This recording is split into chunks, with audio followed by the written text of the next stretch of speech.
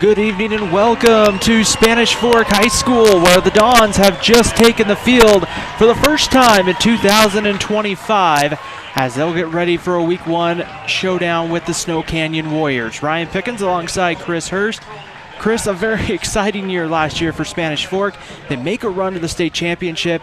They go toe-to-toe with one of the top teams in the state. They come up about just a hair short in that championship, but now it's a totally different year. It's a totally different team, and in some ways, Dustin Smith described this team to the Deseret News as, you know, one of the most inexperienced groups he's had. Yeah, there's a lot of production on last year's team, a lot of records broken and set for Spanish Fork, and they just came up a little bit short in double overtime in that championship game, but new opportunity for a new group tonight to establish Spanish Fork as a powerhouse, because, you know, you get a taste of Rice Eccles. We've seen crosstown rival Springville make it a habit of going into Rice Eccles every few years, and we'll see if Spanish Fork can establish that same kind of prowess.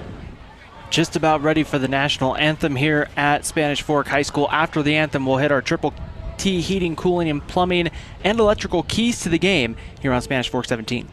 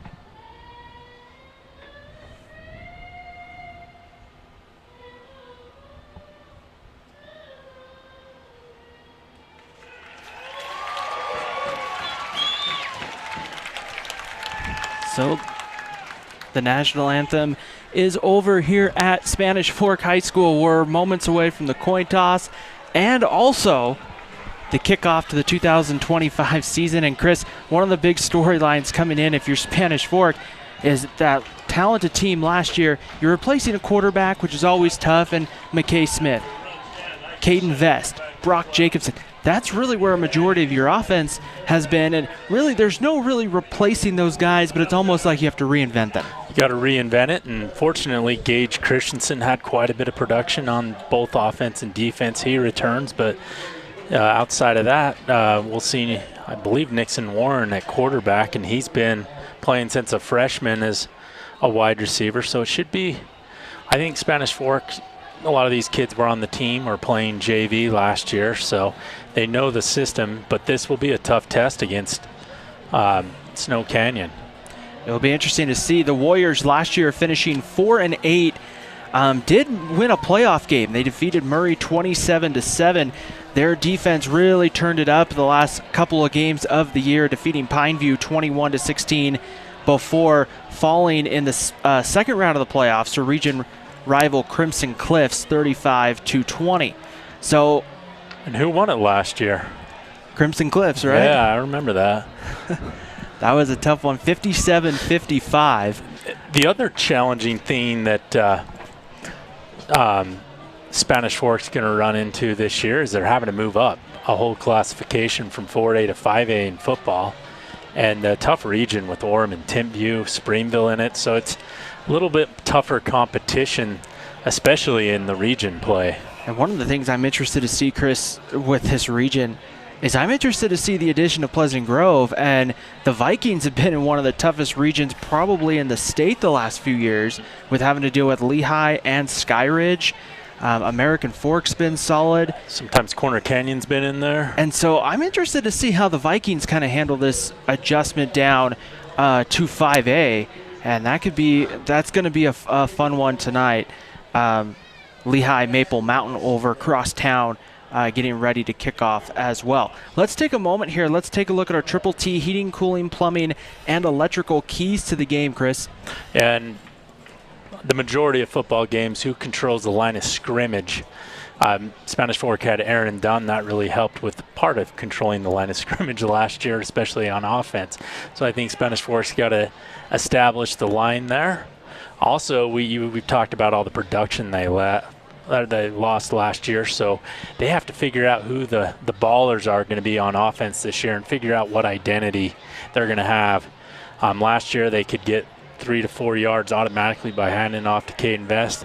We'll have to see if they can figure out something similar this season. And then, limit penalties and turnovers.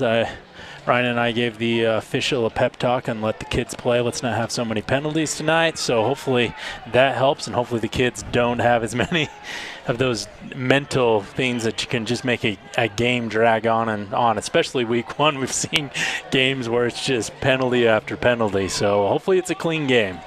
And you would think, don't be surprised if in the first quarter you see some guys jump off sides. You get some of those what I call excitement fouls early on, because it's exciting. You're playing another team for the first time this season, Chris, and you're excited to be back on the football field. Yeah, you get tired of hitting your own teammates game after game, and you get excited. And sometimes maybe there's a kid that's 50 pounds bigger than you on the other side, and you got to go up against him. You get a little nervous. So we'll probably see some of that tonight as well. Spanish Fork in red tops, red pants, and these silver helmets. Snow Canyon in white tops, blue pants with kind of a gold helmet. The Warriors will receive to open up the ball game. It is going to be Mannix Shakespeare back deep to receive with Brody Lounsbury, who is the returning leading rusher for Snow Canyon. He saw some time at quarterback last year for the Warriors as well. He's not going to be the starter tonight. They'll go with Parker Olson. But keep in mind, you might see Lounsbury all over the field here this evening. To kick it away, it will be Owen Irvine, and that one is going to be returned. This is Lounsbury from about the 3-yard line. He's across the 25 before he's brought down, out around the 28-yard line, and we'll see Parker Olson lead out the Snow Canyon offense to start the ballgame. A good tackle by James Buck, the sophomore on special teams, and we'll have to see what offense Snow Canyon runs. There used to be a lot of information 10, 15 years ago you could find from various sources. It's getting pretty scarce at the first of the season anymore. For the Warriors, they bring back 4 returning starters across the offensive line. Their coach describing the offensive line as really kind of the heart of that team. So we'll see here what they do 1st and 10 from the 29. They'll give it up the middle. It's going to be, that is Cale Esplin, and he's going backwards for at least, maybe back to the line of scrimmage, but not much there on 1st and 10. Yeah, great job by Carter Coffey on the defensive end spot, coming up and making a huge, actually he's an outside linebacker coming up and getting a tackle after a minimal gain. Esplin with 65 carries for 221 yards in 2024. Olson will go to the air for the first time, gets a completed pass out to Cam Hill. Number 2, a short gain, but it will make it 3rd and medium coming up for Snow Canyon. Great job by Cam Hill. He got hit immediately hanging on to that football there, and that makes it a much more 3rd and manageable here for Snow Canyon. Warriors looking for the 39-yard line. Esplin in motion. And it's a draw play with Olson, and he's going to come up short. The ball comes loose. Spanish Fork got on it, but I think he was down. And it will be 4th down, it looks like, coming up for for Snow Canyon. They're bringing out the punt team, and we'll have our first 3 and out, or I like to say 1, 2, 3 kick. It's going to be Isaiah Thompson back to kick for Snow Canyon. Gage Christensen, number 2, back stepping to about his own 25, and we're going to have a timeout. Spanish Fork Did they not have They enough? had 12 guys on the field. They had to run one off, or it would have been a first down for Snow Canyon, so they quickly called the timeout. And those are the kind of penalties sometimes you see early on in the high school football season. Just underway, of just a minute in to action here in 2025 for Spanish Fork. Yeah, great job by that defense. They were sure tacklers that time. No broken tackles, really no yards after contact for Snow Canyon. And usually you see a kid, get hit, break a tackle. That's the difference between a 3 and out and a first down on this first drive. So Christensen back at his own 24-yard line. Thompson standing at his 24. Ready to kick it away. And he boots it high into the air. Christensen calls fair catch of the 24. And Spanish Fork will have their first offensive possession from their own 24-yard line, led by Nixon Warren. And I believe this is the first game he's played at quarterback at the varsity level. So we'll see what he can do here. He's been played a lot in the slot as a receiver here and there. And I think he was playing as a freshman, so definitely an athletic kid. Might have won a state championship in baseball. Replacing McKay Smith, who threw for over 3,200 yards and 30 touchdowns. Only 5 interceptions a season ago for Smith. Smith got better. He's played a lot as a sophomore and junior as well. Single back set. Jacob Johnson goes in motion. And the first down carry, trying to bounce it outside, is going to be Jordan Bunnell. And just a short gain of 2 yards.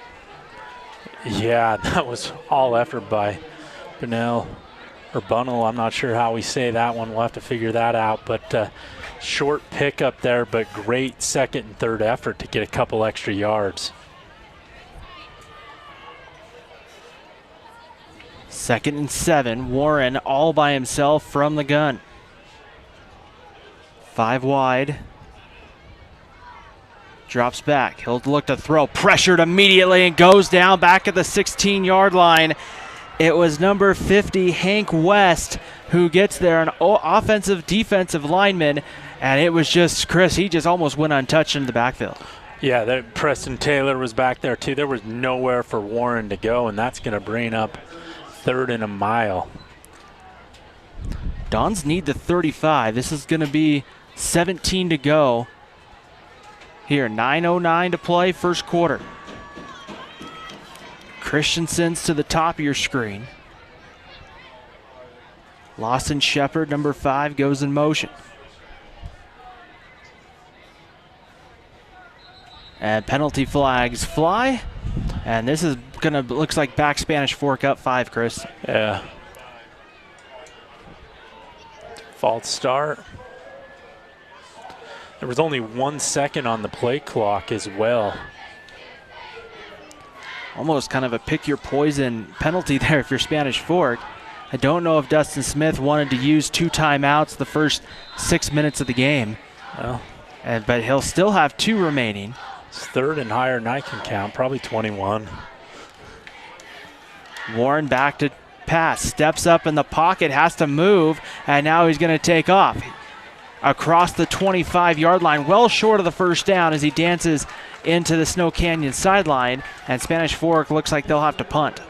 And one observation is that Spanish Fork needs to figure out how to block a little bit better for Warren. He is under duress immediately. So Owen Irvine runs on to punt. Snow Canyon will have 2 back to receive. It's going to be Easton Nowatsi along with number 14, Miles Randolph. And Spanish Fork late getting the last man on the field. They are really disorganized, which is unusual for a Spanish Fork team. This will be returned. Catching it on the run is Randolph, and he is dropped back at the 42-yard line. Jackson Cloward coming up and making a big tackle on special teams, and so far we're in store for a defensive battle. 8:30 to go here in the first quarter. Let's take a moment to thank our sponsors of tonight's contest here on Spanish Fork 17. We got Lance Wilson, State Farm Insurance, Triple T Heating, Cooling, Plumbing, and Electrical, Edwards Jones Financial Advisors, Mike Mendenhall and Tyler Mendenhall, Utah's legal team, the Spanish Fork Community Network, and Two Jacks Pizza. We thank them for making this broadcast possible this evening. As Snow Canyon has a 1st and 10, and they'll pitch it out to Esplin, who will spin and break a tackle before falling ahead, Chris, and he's going to end up with about 7, maybe 8. Yeah, he pirouetted in the middle of that, spun around, and just kept those legs driving, and Spanish Fork struggled to bring him down, but great run there by Esplin. Snow Canyon averaged 19 points a game last season, led by 10th-year head coach Michael Esplin. He's ran a decent program. They 49-37 overall, so. Single back set is, this time it's going to be Olson who keeps it. He'll have enough for a 1st down inside the 45 to the 44-yard line. And Snow Canyon picks up the first down of tonight's game. Yeah, and he was dragging some of those defensive linemen across the 1st down marker that time. A pretty good crowd in that far stands for Snow Canyon, making the trip up from the St. George area. Hobson in motion. This time it's right up the middle again with Olson, and he's going to have 5 or 6 yards, and kind of just a quarterback draw type position, maybe a kind of an option play where they can hand it off to Esplin if the read's there. Yeah, read option play there is. It's amazing how football's evolved to have read option, RPOs. Quarterbacks have to be fast and decisive anymore. 2nd down and medium for Snow Canyon. Back to throw. Olson looking, steps up, looking downfield, over, across the body. The ball is tipped, almost intercepted. I thought Carter Coffey, number 9, was going to be there just to kind of scoop it up, but it falls incomplete. Yeah, and a great pressure that time by Gibson getting in there and forcing the quarterback to run about there. And critical 3rd down here. This, is probably, if I'm coaching, 4 down territory. 6:49 to play, 1st quarter. No score between Snow Canyon and Spanish Fork. Dons look like they're coming. Olson back to throw, looking towards the sideline. It's high and incomplete, out of the reach of Isaiah Thompson. But we have a penalty flag down right around the 32-yard line. Defensive holdings, my guess. And I didn't see it. That would make sense, Chris, with where the area of the penalty's at. Yes. We'll have to wait and see here. Are they mic'd up? Turn the shotgun mic on and apologize for the wind.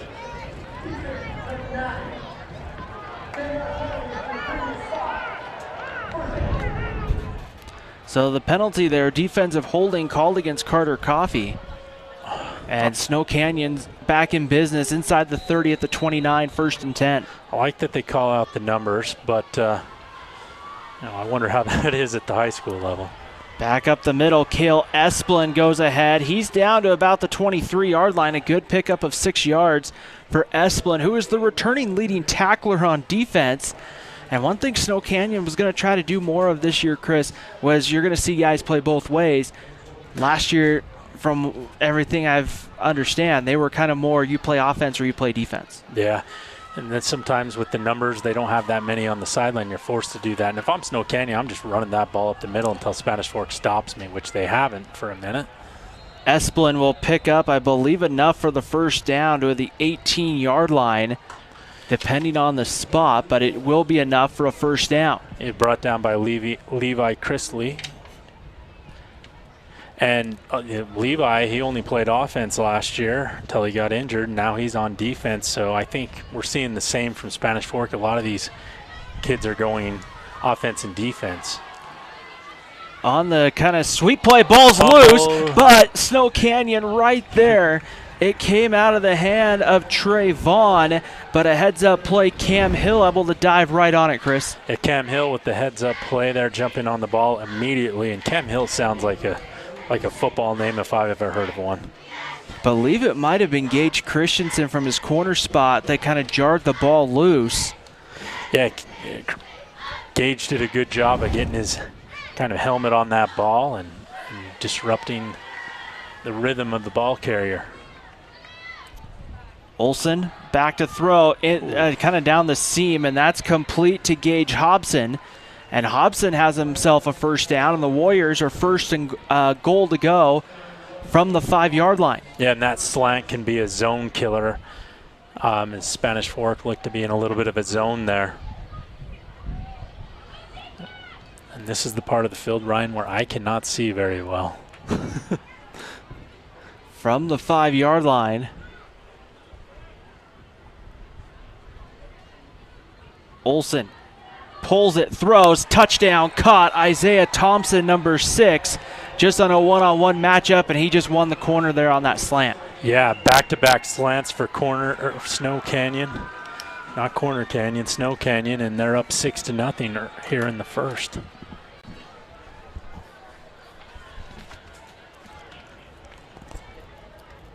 On for the extra point. Ammon Allred, number 44. Holding is Milo Ennis. Snap good, hold good, kick looks good, and it is, no, never mind. We have a penalty on the play. So we'll have to probably re-kick it if it's against Snow Canyon, which it looks like it is. The Warriors are backing up. And we have a false start on Snow Canyon. So Allred was good on his first attempt. He'll have a second one right here. Oh, did they say it's no good because of the penalty? But now much longer. It's going to be about a 25-yard extra point, and this one is good. So Snow Canyon takes a 7-0 lead with 4:45 to go in the first quarter. The Dons will have their second possession of the ball game coming up right here. We want to let you know about our next telecast will be coming up here in a couple of weeks. It will be August the 29th, a 7 o'clock kickoff over at Maple Mountain. Our first look of the year, Chris, at Maple Mountain as the Pineview Panthers will make the trip up from St. George. Yeah, and that should be an exciting matchup. I don't think Maple Mountain and Pineview have ever played that I can recall. So Maple Mountain continues to be in the 5A level, Region 7 with the new region. And it's nice to have the Dons and the Golden Eagles in the same region. And Maple Mountain had a decent year themselves, but this region that Spanish Fork's coming into is going to be a tough one. And like you mentioned earlier, Pleasant Grove has been 1-8, 1-9, couple wins here and there, and really struggled. But it's curious to see how they do at this level as well. And it seems like Orem and Timpview will probably be tier 1 of the region. Back deep to receive for Spanish Fork, Jackson Cloward, number 4, along with Cohen Frost, number 10. And this one will go into the end zone for no return, and Spanish Fork will have the ball at the 20-yard line. And Chris, you talked about it on their last drive. You got to give Nixon Warren some time really to have a chance to throw.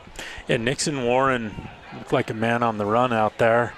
And, you know, it's okay, you can outrun one guy, but when 3 guys are there, they get you corralled.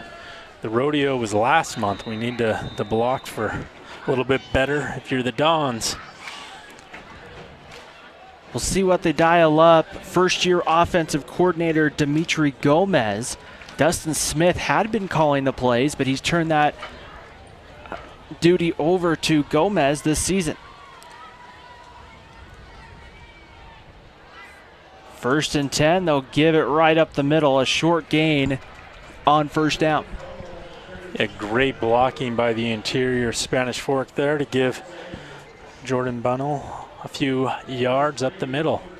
And really, Chris, we talked about it a little bit last year during Spanish Fork games, but the run game for the Dons last year, crucial, because they were able to put this offense in some second and shorts, third and short situations because they picked up 4 or 5 yards on first down with Caden Vest. Yeah, Caden Vest, not only was he powerful, he was quick, smart, and he'd had plenty of experience. Nixon Warren to throw, looking down the field. He's got it, man. That's caught and hauled in. That is going to be Jackson Cloward on the catch. And Cloward gets Spanish Fork inside the Snow Canyon 40. Yeah, great job with the clean pocket, quick, deep pass. I think that was just a 9 route that time, and Cloward that was able to outrun the corner. So Spanish Fork into Warrior territory for the first time tonight. And it's 1st and 10 from the 36-yard line.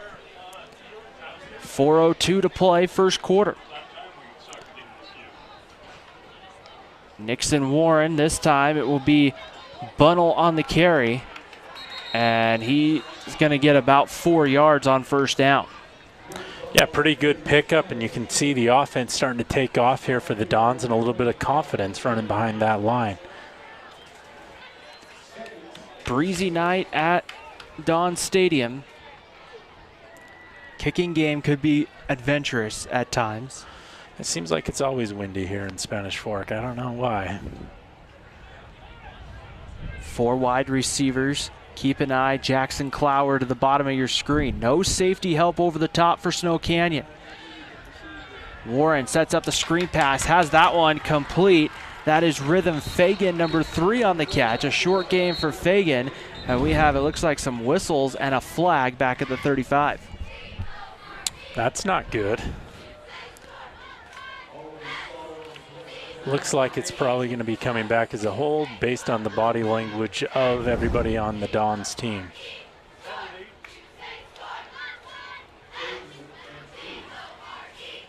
We'll have to kind of see what the penalty is. Did they wave it off? No. I believe. Let's see what they say. Legal shift.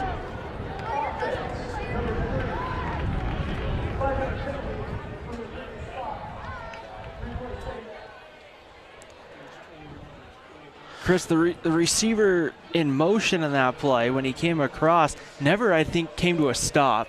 Kind of went right into running on the play, and I wonder if that's what they... I think you can kind of be going sideways and do that, but you can't really do it and be moving forward. I didn't see it, to be honest with you, but... That's the only thing I saw on there for an illegal shift, so... Nixon Warren steps up, has some time. Now he's going to tuck it and run. Inside the 30, the 20. He's going to get inside right around the 10-yard line or so. They'll give him the 11, and it's first down Spanish Fork. I thought Nixon was going to turn it up and get in, but smartly decides it's too early to get hit and runs out of bounds. But great job by Warren, noticing that he has a lane after he looks at his first read. He's a center fielder, so you know that he's got some wheels. Well, and he was anybody that plays varsity football as a freshman as a receiver is either on a really bad team or really athletic, one of the two. Warren from shotgun, single back set, and there's a bad snap. The ball's loose. Warren's going to have to fall on it back at the 20. And that is going to be about an 8 or 9 yard loss for Spanish Fork. Chris, on 1st and 10. Yeah, and that quarterback to center exchange cost him about 9 yards there. Setting up 1st and 2nd and 19. Got to get to about the 2 or 1 for a first down. Yeah, I'm looking to see the. I think it's like I think it's like 2 1.5 yard line. They can get a first down, but might as well just get in the end zone at that point. 3 on the play clock. Nixon Warren takes the snap, rolls away from the press, now steps up, just kind of throws it towards the sideline. That goes incomplete. Snow Canyon wanting, I think, intentional grounding. Well, he was out of the pocket. I don't know the rules at high school, but every other level, if you get out of the pocket and it goes past the line of scrimmage, you're good to go. And there looks like our official looks like he's getting, oh, okay. He was kind of squared, Chris, like he was going to make an announcement, but I didn't see a flag. He might have just been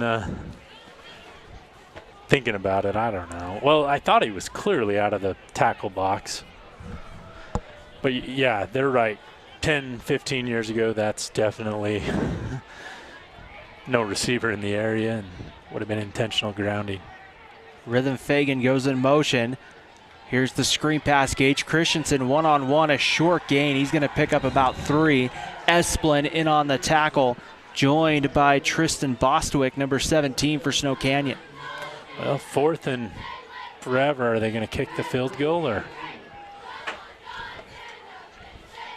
go for it? Looks like they're going to go for it. And now it looks like the kicking team's going to come on. Kicking the field goal, it looks like it's going to be the junior Preston Jones come on to kick. Gage Christensen will hold. 10 on the play clock. They're going to have to hurry. Plenty of time. 6, 5. No. 3. They're not organized at all. And Spanish Fork's going to have to call a timeout. If you're the coach, you got to help your special teams out on week 1 that's not used to running out there. You've got to be decisive. Are we going for the field goal or are we going for it? And they waited till there was about 23 seconds on the play clock to decide, and the kick team was too slow getting on. So unfortunately, Spanish Fork's trying to use all their timeouts here in the first quarter and only have 1 left. So 1 timeout to go here in the first half. And really, like you talked about, we talked about some of the inexperienced guys were on the team last year, Chris. There's a difference, though, between being on the team going through practice versus now the lights are on and you're in the game. But this is week 1. You're going to work out the kinks. You hope so. And, like anything else, hopefully you just get better every week. More experience. And for the Dons, though, I think, it's tough. They are very inexperienced. I do not recognize too many guys out there at all. So Preston Jones to kick. It's going to be about a 33-yard kick. Snap good, hold good. Kick is up. It looks good. And it's through. So Spanish Fork's on the board for the first time in 2025 with a field goal. And it's a 7-3 game in favor of Snow Canyon here with 1:14 to play in the first quarter. Yeah, great job by Spanish Fork driving 70, 80 yards and then getting that bad snap backwards, but still capitalizing with some points. Now, if you're the Dons, you got to figure out how to make some adjustments to stop the run and the slant. Those were the 2 things that Snow Canyon had going for him. So if I'm the secondary coach, I'm like, sneak a little bit inside, force him to the outside on those slants, especially if you're in man-to-man coverage. You still can play off them, but you got to cover that middle. That's what killed the Dons towards the end of that drive. So Spanish Fork will kick it away. Owen Irvine has the ball teed up. Once again, it's Shakespeare and Lounsbury back deep, and this time it will be Lounsbury from the 4, across the 20. Blocking the back. And he's going to be brought down across the 30 at about the 31-yard line, where Snow Canyon will take over. And it was a healthy dose, Chris, on the last drive of Cale Esplin. It was indeed, as he ran efficiently up the middle, and it was finished off by Thompson with a couple slants there. For the Dons, though, they've got some big guys up front. It doesn't look like on the size level that looks like Spanish Fork's defensive line's probably just as big, if not slightly bigger than Snow Canyon, especially with Jack Parsons down there. 1st and 10 for the Warriors. Here's Esplin on 1st down, and he's going to get right back to the line of scrimmage before he is led right there, Chris, by Noah Johnson, number 77. Yeah, good job by Johnson and good job by Parsons, 73, clogging up that A and B gap almost all by himself. They list him at, I think, 380. And I said that was Esplin. I'm sorry. That was Brody Lounsbury, who's in the backfield. He ran for 400 yards last season. Olsen quickly gets it out. It's high, but hauled in by Isaiah Thompson at the 40-yard line. Thompson's been trouble for Spanish Fork. That seems to be the go-to receiver for Snow Canyon. 6'5" target on the outside, just a junior for the Warriors. So if you can get the ball to him, And I think that might be our last play of the quarter. Snow Canyon will let the clock run out. We've played the first quarter of high school football in 2025. It's Snow Canyon 7, Spanish Fork 3. You're watching high school football in Spanish Fork 17.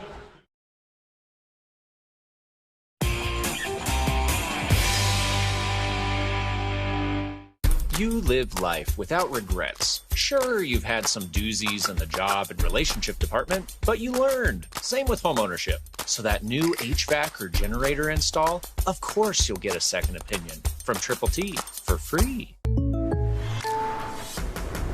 The State Farm Personal Price Plan helps you create an affordable price just for you. Contact local agent Lance Wilson for your personal price plan today.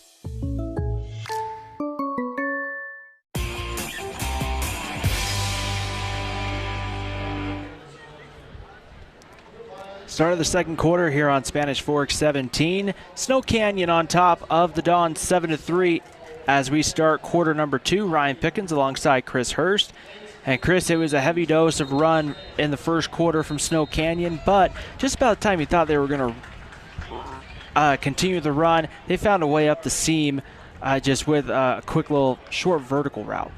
Yeah, they did. And for Snow Canyon here, and Spanish Fork, this is a pretty big third down because if you're Spanish Fork, you got that field goal, a little bit of momentum there. If you're able to get a stop here on 3rd and short, it's about 3rd and 2, and then you could force a punt. So we'll see here.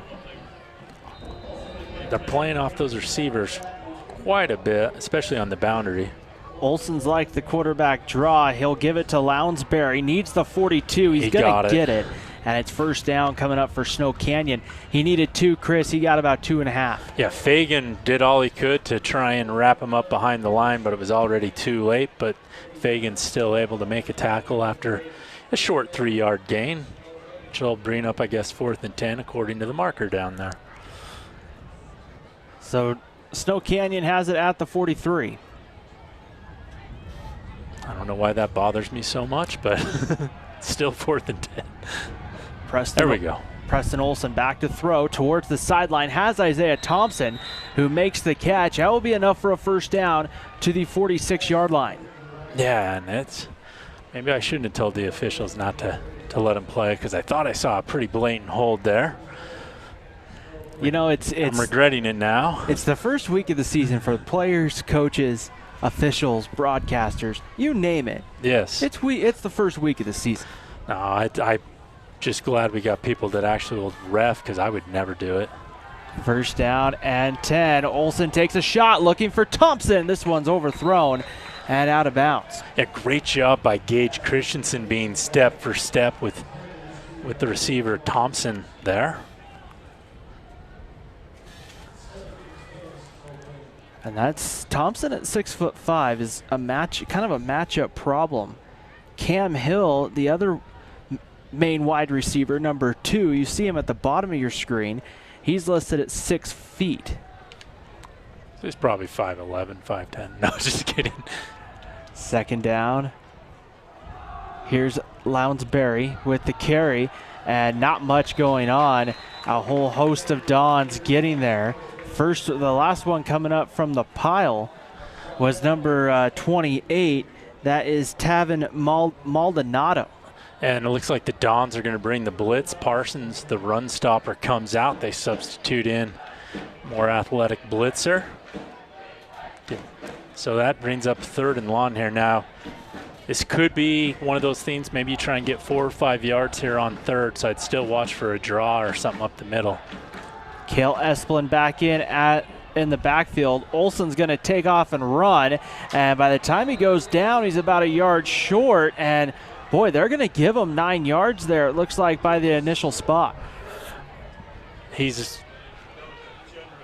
That was very generous. I thought he was about a yard back, but that'll bring up 4th and 1.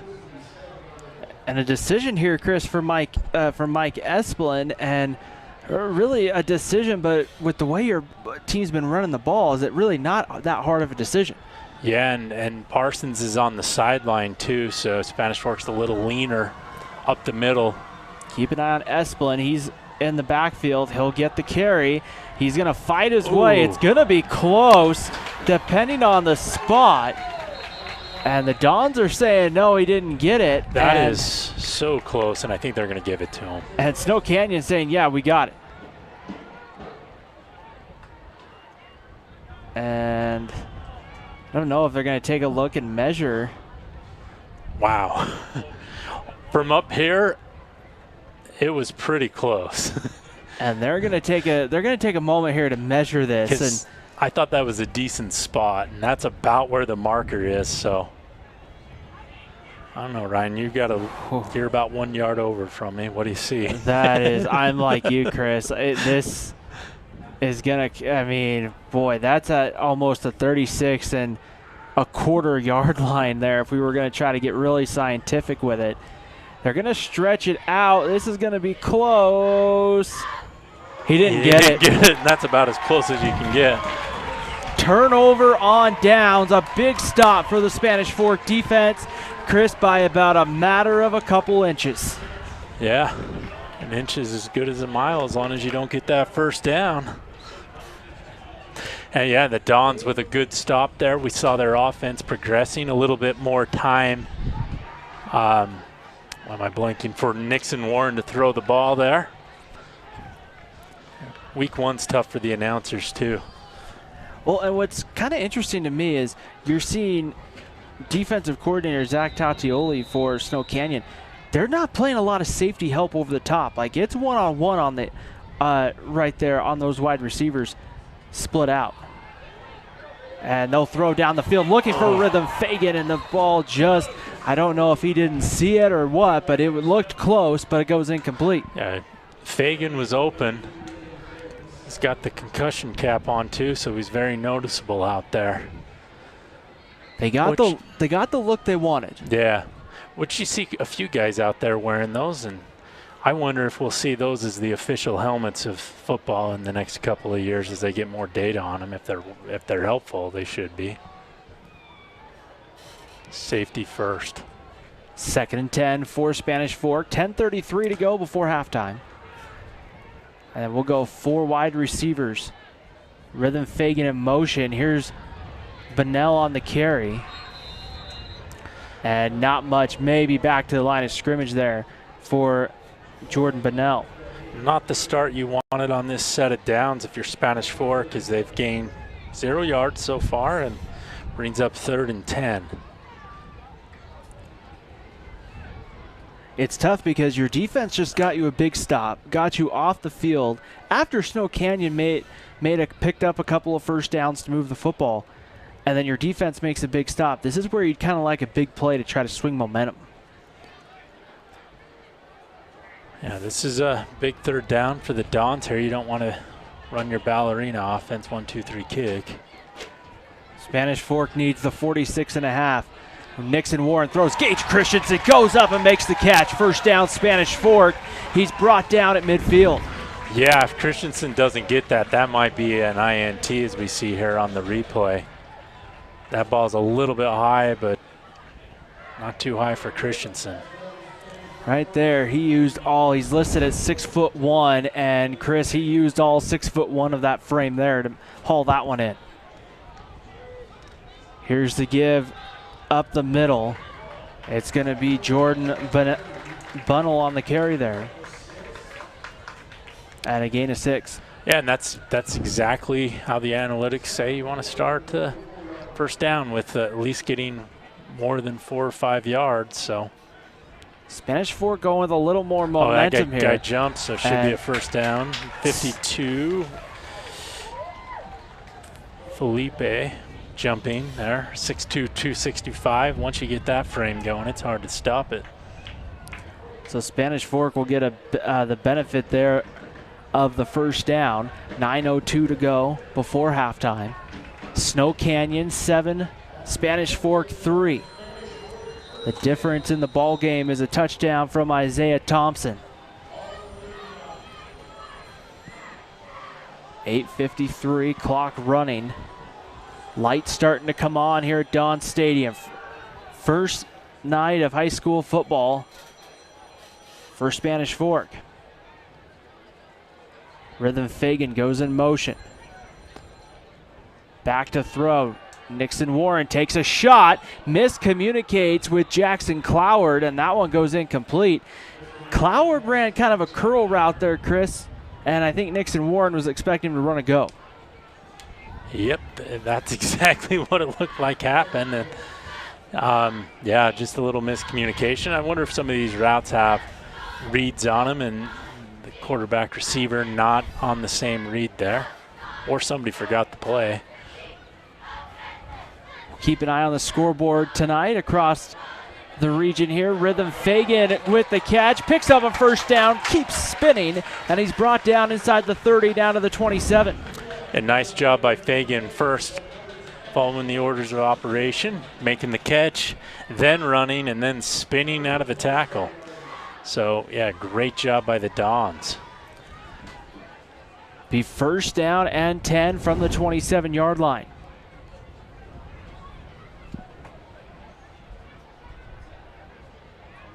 Springville at home tonight for Alta. Lehigh at Maple Mountain. It's 10-0 Lehigh early. Gage Christensen on the sweep. That one's not going to get much momentum going forward. Back to the line of scrimmage for Christensen. And it seems like Spanish Fork is struggling with some of these slow developing plays, where I think they're having successes where Nixon Warren gets a quick read, either throws it or runs, or those kind of dive plays that are quick up the middle, or some of those, short runs. I don't know what they call it in these offense and I formation. They call them the dives, but. So a loss officially going to be a loss of 1 for Christensen. Second down and 11 from the 28. Nixon Warren back to throw, throws it behind Gage Christensen there. As Christensen was running his route, he tries to turn and make the catch, but it goes incomplete, and it makes it 3rd and 11. Yeah, Christensen trying to get back to that ball, lost his balance, and really no shot at catching it there. Probably not quite in field goal range, so I think this would be 4-down territory. Maybe if you get closer to the 20, you can kick it. Alta leading Springville 14-7.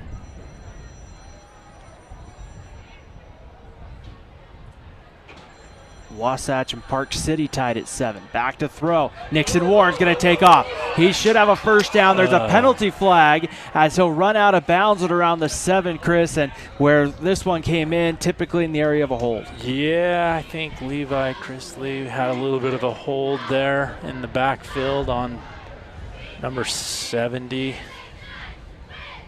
Hansen got held that time. So that'll negate the big play and bring up 3rd and a country mile, I think is what they're going to call it.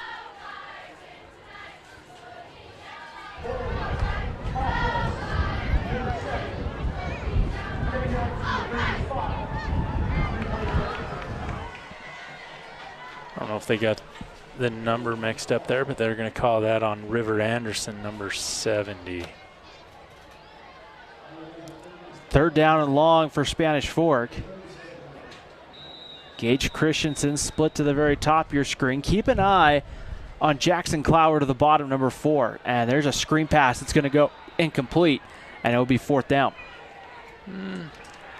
Not sure if they're going to go for it. I'd probably punt the way things are going and maybe try and pin the Warriors back a little bit. And it looks like the offense is coming off the field.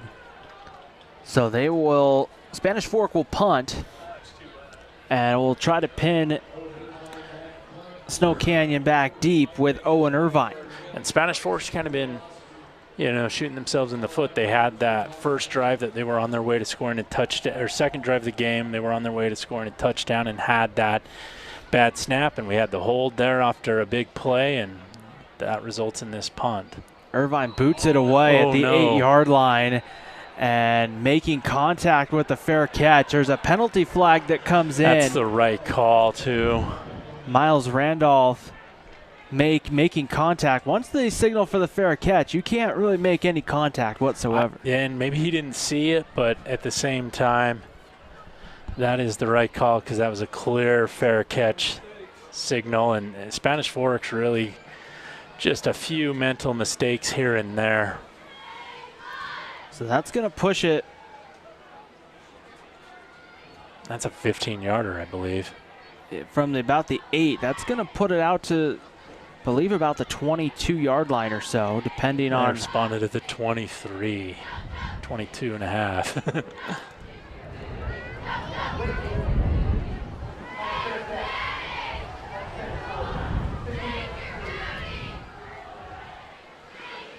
Well, so Warriors have it 1st and 10 from the 23. 6:59 to play before halftime.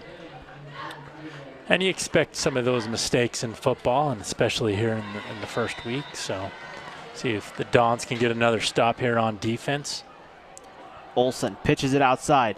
Lounsbury tries to turn the corner. He's going to be bumped out of bounds.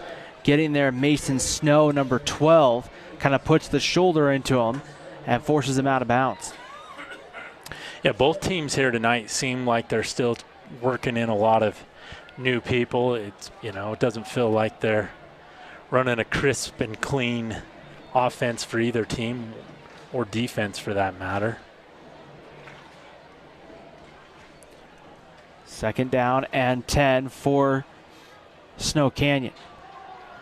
Olsen pulls it at the last minute. That one's up in the air, diving, and it's going to be intercepted if it's a catch. Trying to see a number. 28. It's 28 coming away with it. That is Taven Maldonado on the INT, Chris, and another big play from the Dons defense. Yeah, right place, right time. You get your hands up as a defensive lineman. I'm not sure who got that in the air, but great play, and Spanish Fork starts with fantastic field position.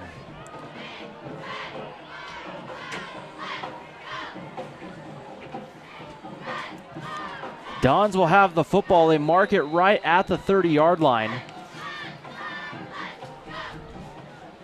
And Spanish Fork an opportunity to try to cut into this lead or potentially take their first lead of the game with a touchdown.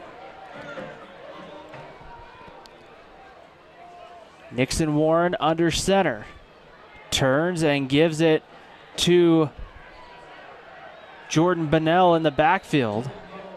Sorry, Bunnell, I apologize. Short gain there for Bunnell. And, you know, Spanish Fork lines up with, I guess, either a tight end, fullback, maybe two fullbacks in the backfield. Heavy backfield that time with 4 guys in the backfield, and obvious run formation, and only able to get 1 yard out of it. That almost looks like something maybe you send somebody in motion and you're able to do kind of an option to the outside. 2nd down and 9, so a 1 yard gain. And this is kind of a package we would see quite a bit last year with Caden Vest in the backfield. Yeah, I formation this time, and really Maryland I. Here's a give right up the middle again, and getting there for Snow Canyon was Caleb Greenwood. And not much of a gain there, but man, Greenwood with a little bit of a pop on that hit. Yeah, and we're seeing, I've noticed the Dons are also working in a bunch of different guys on the offensive line here, trying to figure out the best combination out there for that. We got another substitution for the offensive line as a couple of them come out, so probably just a big week to try and figure things out and hope you can get a win for either team so you help out your RPI. 3rd down and 9 from the 29. 3-step drop. Nixon steps up, throws, has a man. Christensen in and out of his hands, and that will be 4th down. And the sure-handed Christensen just unable to corral that ball, but that ball by Warren was on a frozen rope that time. That was a bullet. Christensen last year, 39 catches, 473 yards, 3 touchdowns, averaged 12 yards a catch in an offense that was really heavily dominated by Brock Jacobson at the receiver's position. Spanish Fork's going to go for it, 4th and 9. Pressured from the backside, and Warren is sacked back at the 42. That is Trey Vaughn from his edge spot. coming off of a year where he had 6.5 sacks. He gets his first one here. Yeah, Trayvon just beat the tackle off the edge there in no time at all for Nixon Warren. And Spanish Fork had a wonderful opportunity to put points, only had to go 30 yards and goes 10 yards backwards in a 4-and-out. Snow Canyon will take over in good field position at the 40-yard line. 3 timeouts to work with for the Warriors, and 5:05 on the clock. We'll have the halftime show for you here from Dawn Stadium. We'll catch some scores from throughout the state and get you ready for the second half. That's all coming up on our halftime show. First down and 10. Here's Hobson on the sweep. Looked like almost a face mask, but it's going to slow Hobson down, and he'll lose a yard. Yeah, multiple Dons get hands on Hobson in the backfield, or is that Beathers? Sorry, I am wrong. That is Brett Beathers there. All right, Beathers, number 1, taken down in the backfield by a host of Dons. I made my roster, Chris, where it could all fit on one page, and the negative side to that is it's in a very, very small font. Got a 2-pager, Ryan. I thought we taught you better by now. That's why I have 4 pages. It'll be 2nd and 11 coming up for Snow Canyon, and their starting quarterback, Parker Olson, coming off the field. It is going to be Brody Lounsbury, and Snow Canyon's going to take a timeout. I don't know if there was a package scenario where they're... Is it? Okay. Brody Lounsbury. Who ran in. So 4:25 to go. Let's take a moment here to thank our sponsors on Spanish Fork 17 for making tonight's broadcast possible. Yeah, we got Lance Wilson State Farm Insurance, Triple T Heating, Cooling, Plumbing, and Electrical, 2 Jack's Pizza, the Utah Legal Team, Edward Jones Office with Mike Mendenhall and Tyler Mendenhall, financial advisors, and Spanish Fork Community Network, our very own internet provider. Also, if you want to be a sponsor of high school sports this year on Spanish Fork 17, go give Pete Hansen a call at the SFCN network. Is always looking to mention some great sponsors on these broadcasts. Without the community, it'd be hard for us to do some of these broadcasts, so we appreciate it. And absolutely love the internet and the price and not having to worry about shopping that around. So great service provided by the city of Spanish Fork. So it's going to be 2nd and 11. Lounsbury takes the snap, runs directly to the right, and will pick up a few yards. A penalty flag comes flying in, and we'll have to sort this one out, as this game has kind of gotten a little more slower in the second quarter. It's turning into a little bit of a snooze fest. We're going to need some caffeine at half to get going. This will be holding against Snow Canyon. And I think they're going to get Brett Beathers, number 1, on the holding call. And both teams a couple of times, Chris, tonight have had good drives going, and whether it's been penalties or bad snaps, we'll call them a mistake has occurred, and it's just kind of killed the drive. Yeah, and it's just so true. Momentum at high school sports is such a fickle thing, and just getting a 5-10 yard penalty destroys the drive unless you do that. Olson takes a shot downfield, and a penalty comes in. Gage Christensen, there seemed to be some contact on Isaiah Thompson there. Those two have been going at each other all night. And this time I think they may get Spanish Fork for pass interference. Either that or there was a little bit of a hold by Christensen at the end, but that seemed pretty uncatchable. And it's going to be pass interference against Christensen. And will be a first down coming up we'll make it 2nd down and short. I think if Christensen wouldn't have grabbed him at the end, it was pretty obvious he turned him a little bit. I think he wouldn't have caught the ball, but it's only 2nd down. It's not an automatic first, huh? It's going to be 2nd and 2. Here's a give up the middle. That will be enough for a first down. This is Porter Hutchings on the carry. Short gain there for the senior. And Carter Coffey has to come off the field because his helmet tumbled off at the end. And Snow Canyon has a drive going into Spanish Fork territory with just under 4 minutes to play before halftime. You kind of get the idea with the way the first half has gone, Chris, that touchdowns may be at a premium tonight, and you don't want to get down by too many scores. Here's a keeper up the middle for Parker Olson. He breaks a tackle, still on his feet, and it's going to be close to the marker, but I think he may have enough for the first down, and they will give it to him down to the 37-yard line. A great read that time by, handing it off there to, or Olson keeping it. 1st and 10.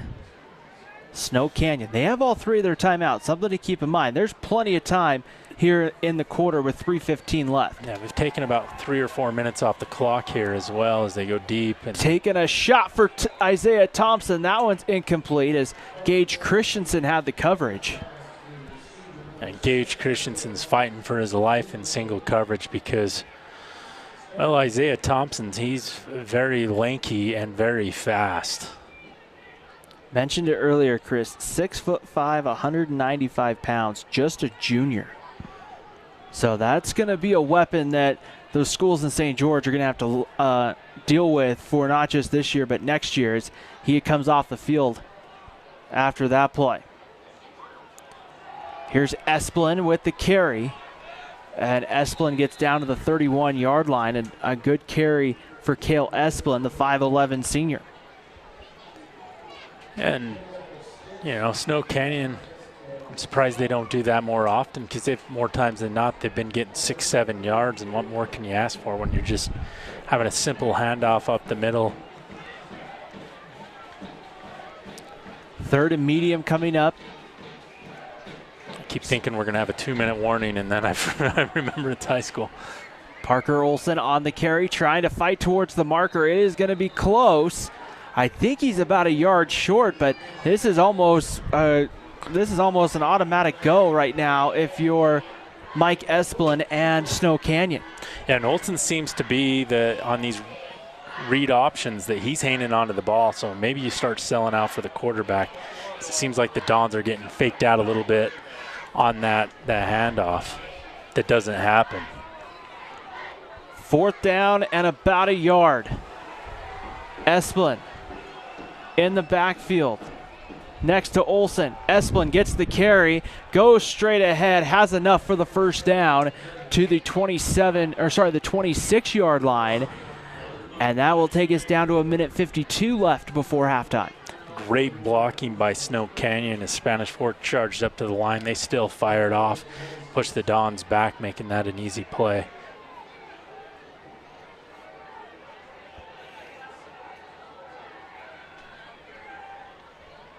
First down. Olson back to throw, taking a shot over the middle, has a man just out of the reach of Beathers, number 1 there on the post route.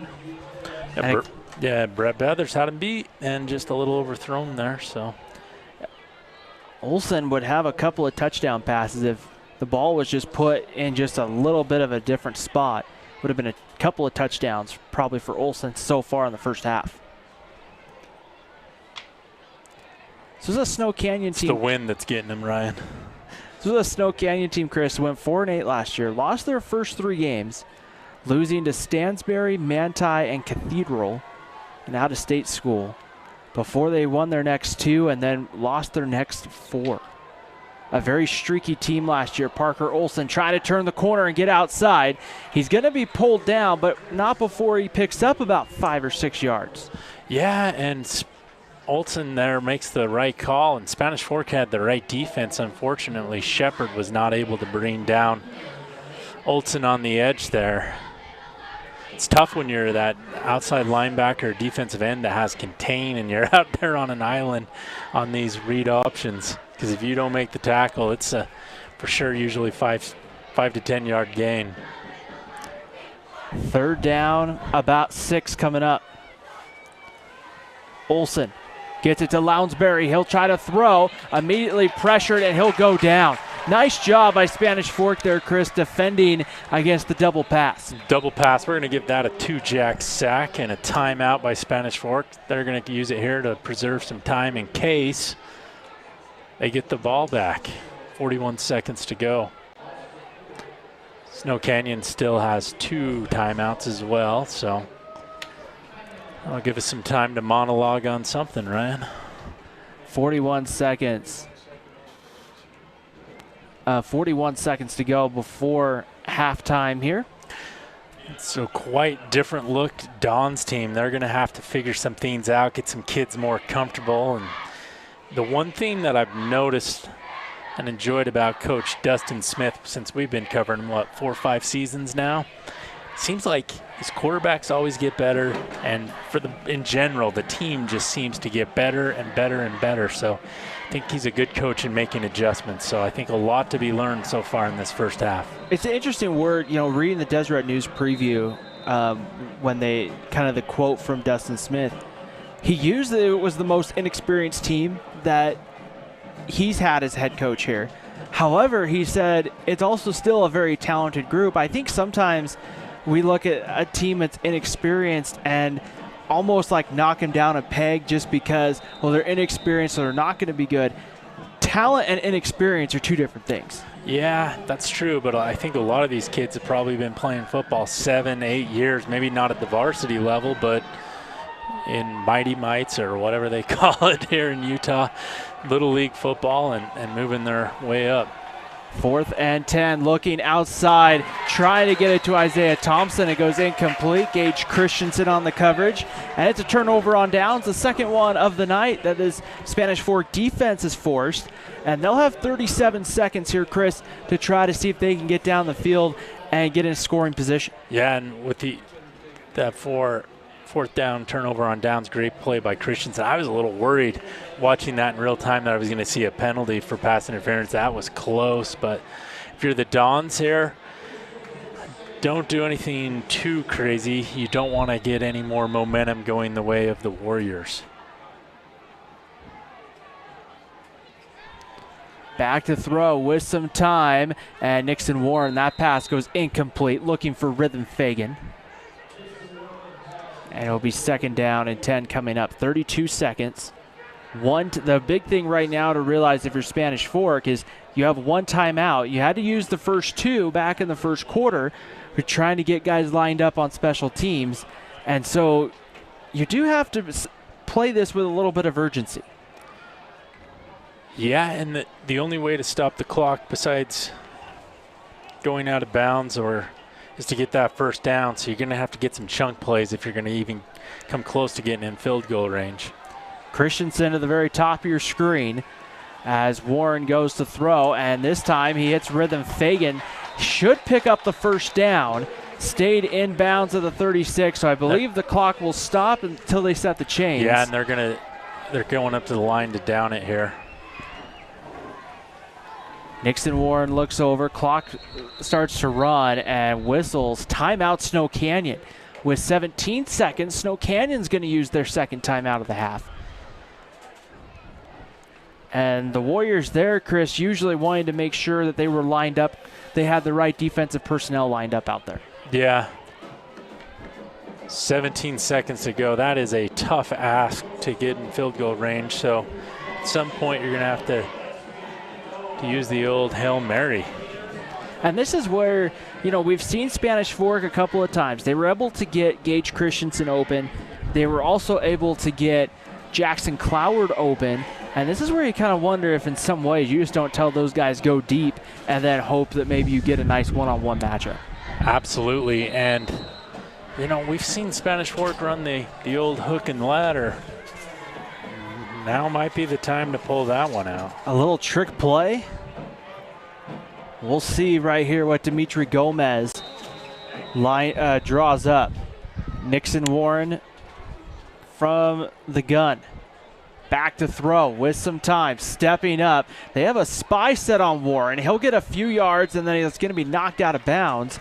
Stops the clock with 12 seconds left here in the quarter. At some point, I wonder if you just take a knee and go into the half, because more times than not, there's a pick six or something doesn't go your way, and you don't want to go down 2 possessions heading into the half. Believe the Dons will get the ball to start the third quarter, if I'm not mistaken. They deferred to the second half, so this might be another thing where you kind of look at it and say, hey, do we high risk, high reward? Yes, but sometimes in football, those high risk, high reward plays is higher risk, higher reward play. Yeah, it feels like one of these games there might be like 40 points in the second half with the teams combined. That ball's almost intercepted, kind of batted away, and it will be third down and long. Or sorry, third and about 6, down to 8 seconds on the clock. Oh, big gust of wind and the paper's flying, Ryan. And it wouldn't be football season, Chris, without a little wind. yeah, a little windier than usual, but this feels more like the Maple Mountain wind. There's always wind here in Spanish Fork High School, but Maple Mountain, it's always windy. Third down and 5 from the Spanish Fork 42-yard line. 8 seconds in the quarter. We'll see what happens here. Play it, and they just give it right up the middle. Not much going on third down, and believe that's going to end the first half. Right there, yeah, and it will. At the end of the first half, Snow Canyon leading 7-3 here at Don Stadium over the Spanish Fork Dons. We'll take a break. When we come back, we'll have our first Spanish Fork 17 halftime show coming up next. You're watching high school football on Spanish Fork 17.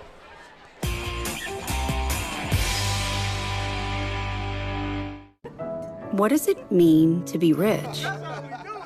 Maybe it's not just about the places you can go, but also the people who welcome you home. The key to being rich is knowing what counts. Hi, I'm Mike McKell. I'm Shani Hunter, and we're attorneys at Utah Legal Team. Utah Legal Team was voted one of the state's top personal injury law firms. We deliver bigger payouts and faster results. If you've been injured in a car accident, we can help. Call us for a free consultation. Hi, welcome to Two Jack's Pizza. For the best pizza you'll ever taste and our world-famous cheese sticks, come to Two Jack's Pizza on Main Street in Spanish Fork, or call us for a quick delivery. Are you hungry yet?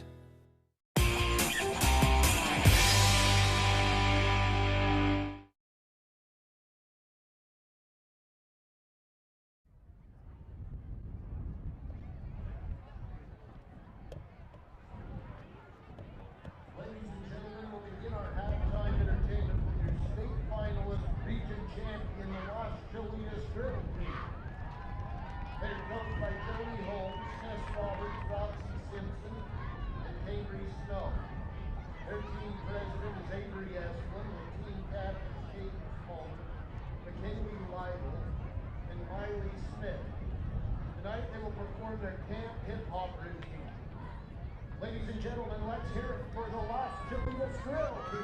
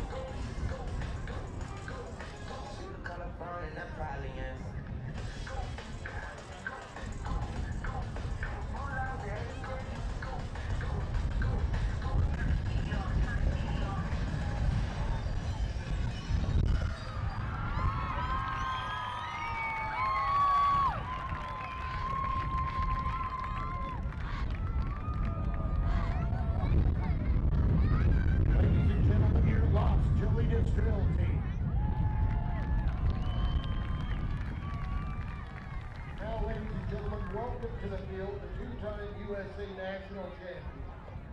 For the top 5 placement in the 2025 state competition, the Dons cheerleaders, coached by Taylor Richards with team captains Ripley Christopherson, Kira Olsen, Maddie Taylor, and Tylee Giles. Give it up for your Spanish Fork cheerleaders.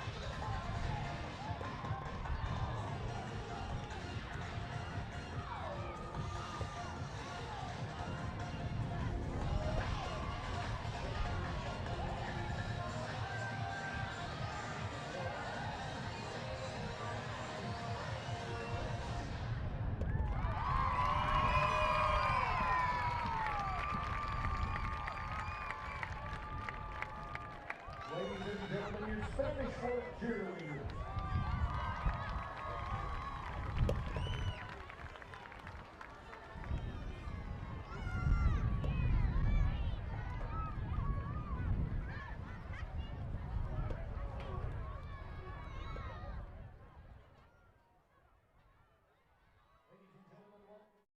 Now, the Spanish Fork Dance Company.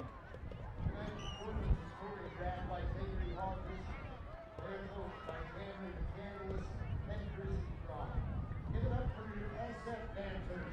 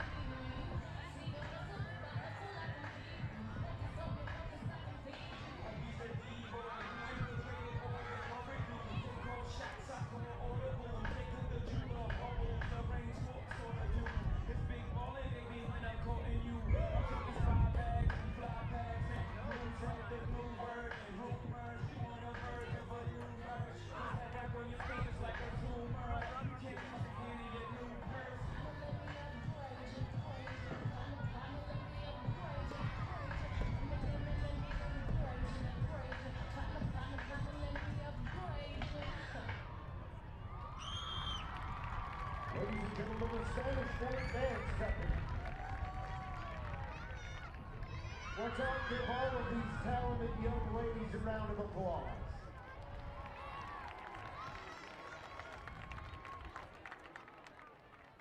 At this time, we encourage you to visit our concession stands along the food trucks as well as the slide.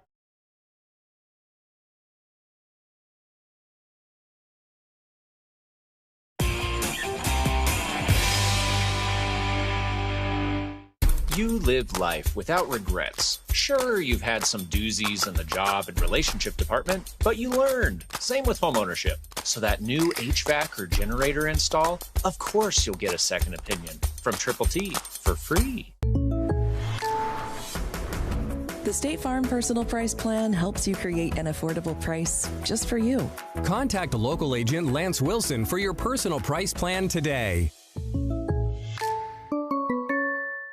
You know who you are. You embrace the sounds of that dial-up modem, the door to the internet.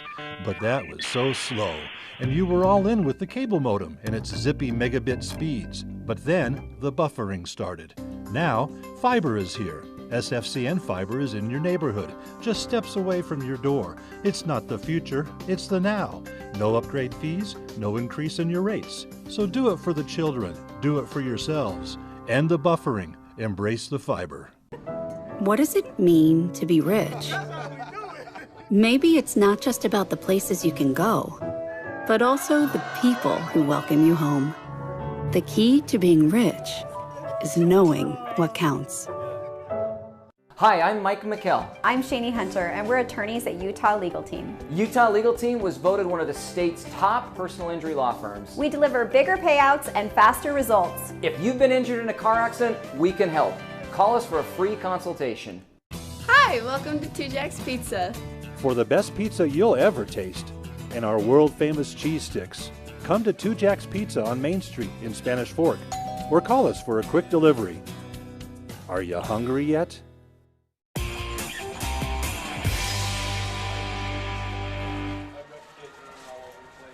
Halftime here at Spanish Fork at Dons Stadium. It's a 7-3 lead for Snow Canyon on top of the Dons. Ryan Pickens alongside Chris Hurst. And Chris, this was an interesting first half. Not a lot of scoring. Teams at times struggled to move the ball. And sometimes when they did move the ball, mistakes would just kind of kill the drive. We saw multiple times where whether it was a bad snap or a penalty, really on both sides, or a turnover for Snow Canyon, as they were driving or starting a possession, and really it's been sloppy. A lot of penalties. Not only the one turnover that I can recall, but at the same time, like wide open receiver, a little overthrown, wide open receiver, overthrown. Snow Canyon could very well be up 21-3 right now, and Spanish Fork's fortunate that some of those passes have been just a little bit off. But I think for Spanish Fork, they've got to figure out some things. Nixon Warren can run. I don't know if he can run it on when he rolls out, but they might want to start rolling him out because he hasn't had a lot of time. It's interesting to kind of see because with a guy with his speed, oftentimes you would see a lot of maybe some quarterback designed runs or something.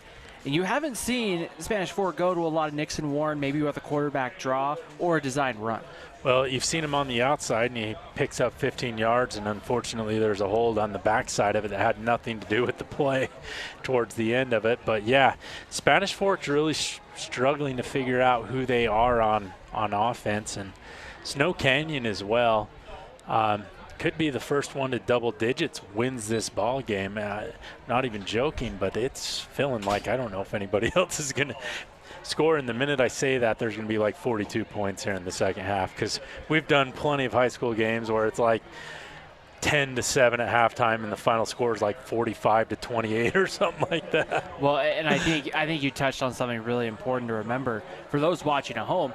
This is a one-play game. I mean, Spanish Fork returns their opening quarter kickoff for a touchdown. They're in front. I mean, it's really right now one play can swing this game from a W to a loss or vice versa. Yeah, absolutely. And so that's, I think, for Spanish Fork, what they've got to do is when they have a good play, they got to make sure it's clean, no holdings on the backside or a legal shift. We saw that. I didn't have that on my bingo board today, but we could have gotten blackout if we did. But, yeah, and really for Spanish Fork at the end of the day, just consistency on offense. They'll have a good play, and then they'll have a couple of bad plays, and next thing you know, it's 4th and 10, and they're going for it because they've been driving and just haven't been able to put a consistent drive together. And I think that's going to be something that they're going to need to do. And at some point in the third quarter, or really the second half, at some point, Chris, they're going to have to put a drive together that we kind of say, okay, this is what this offense can do. But somebody's got to step up. I feel like someone's got to make a play. Yeah, and the line's not controlling the line of scrimmage. Why don't we throw our triple T, heating, cooling, and plumbing keys to the game? I think they're pretty relevant for both teams if we can get those. Mr. Hansen. If not, can you get us the keys to the game? If the first one's to control the line of scrimmage, and I think at the so far, check goes to the team that's got 7 points. Snow Canyon's had a lot of big runs up the middle. Spanish Fork really hit and miss on running the ball, and honestly, if we're being honest with ourselves, Warren's been under duress for a lot of this game. Established an offensive identity. Spanish Fork still trying to figure that out and limit penalties and turnovers. I think the difference in this game might be a pick six or some sort of turnover like that, and we've seen penalties kill drives for both teams. So I think those are actually very relevant for me coming up with generic football ones. It's tough when it's week one and you don't know what you're getting with either team, and Deseret News gives you half a paragraph on the teams anymore. Well, and I think your key of controlling the line of scrimmage, that was one thing that stuck out to me. Snow Canyon returning 4 starters on that offensive line. Mike Esplin in their preview, I think written down by the paper in St. George, talked about, hey, that's the group, that's the heart and soul of our offense, and that right now is, I think, shown up at times where they've been able to run with Esplin. They've been able to get Olsen. They've been able to pick up sometimes, Chris, 5, 6, 7 yards on a carry, and I'm interested to see how Spanish Fork responds, because sometimes we've seen where they kind of go, where all of a sudden the offense kind of starts to take over and the defense gets tired because they've been on the field a lot. And they're going to put 3 minutes on the clock, and I agree with everything you said, but we probably should take a break here and then we can come back to the action.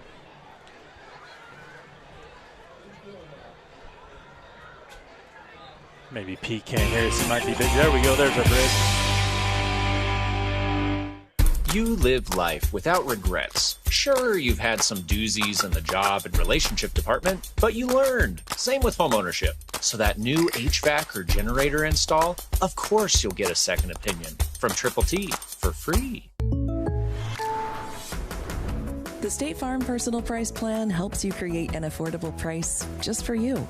Contact local agent Lance Wilson for your personal price plan today.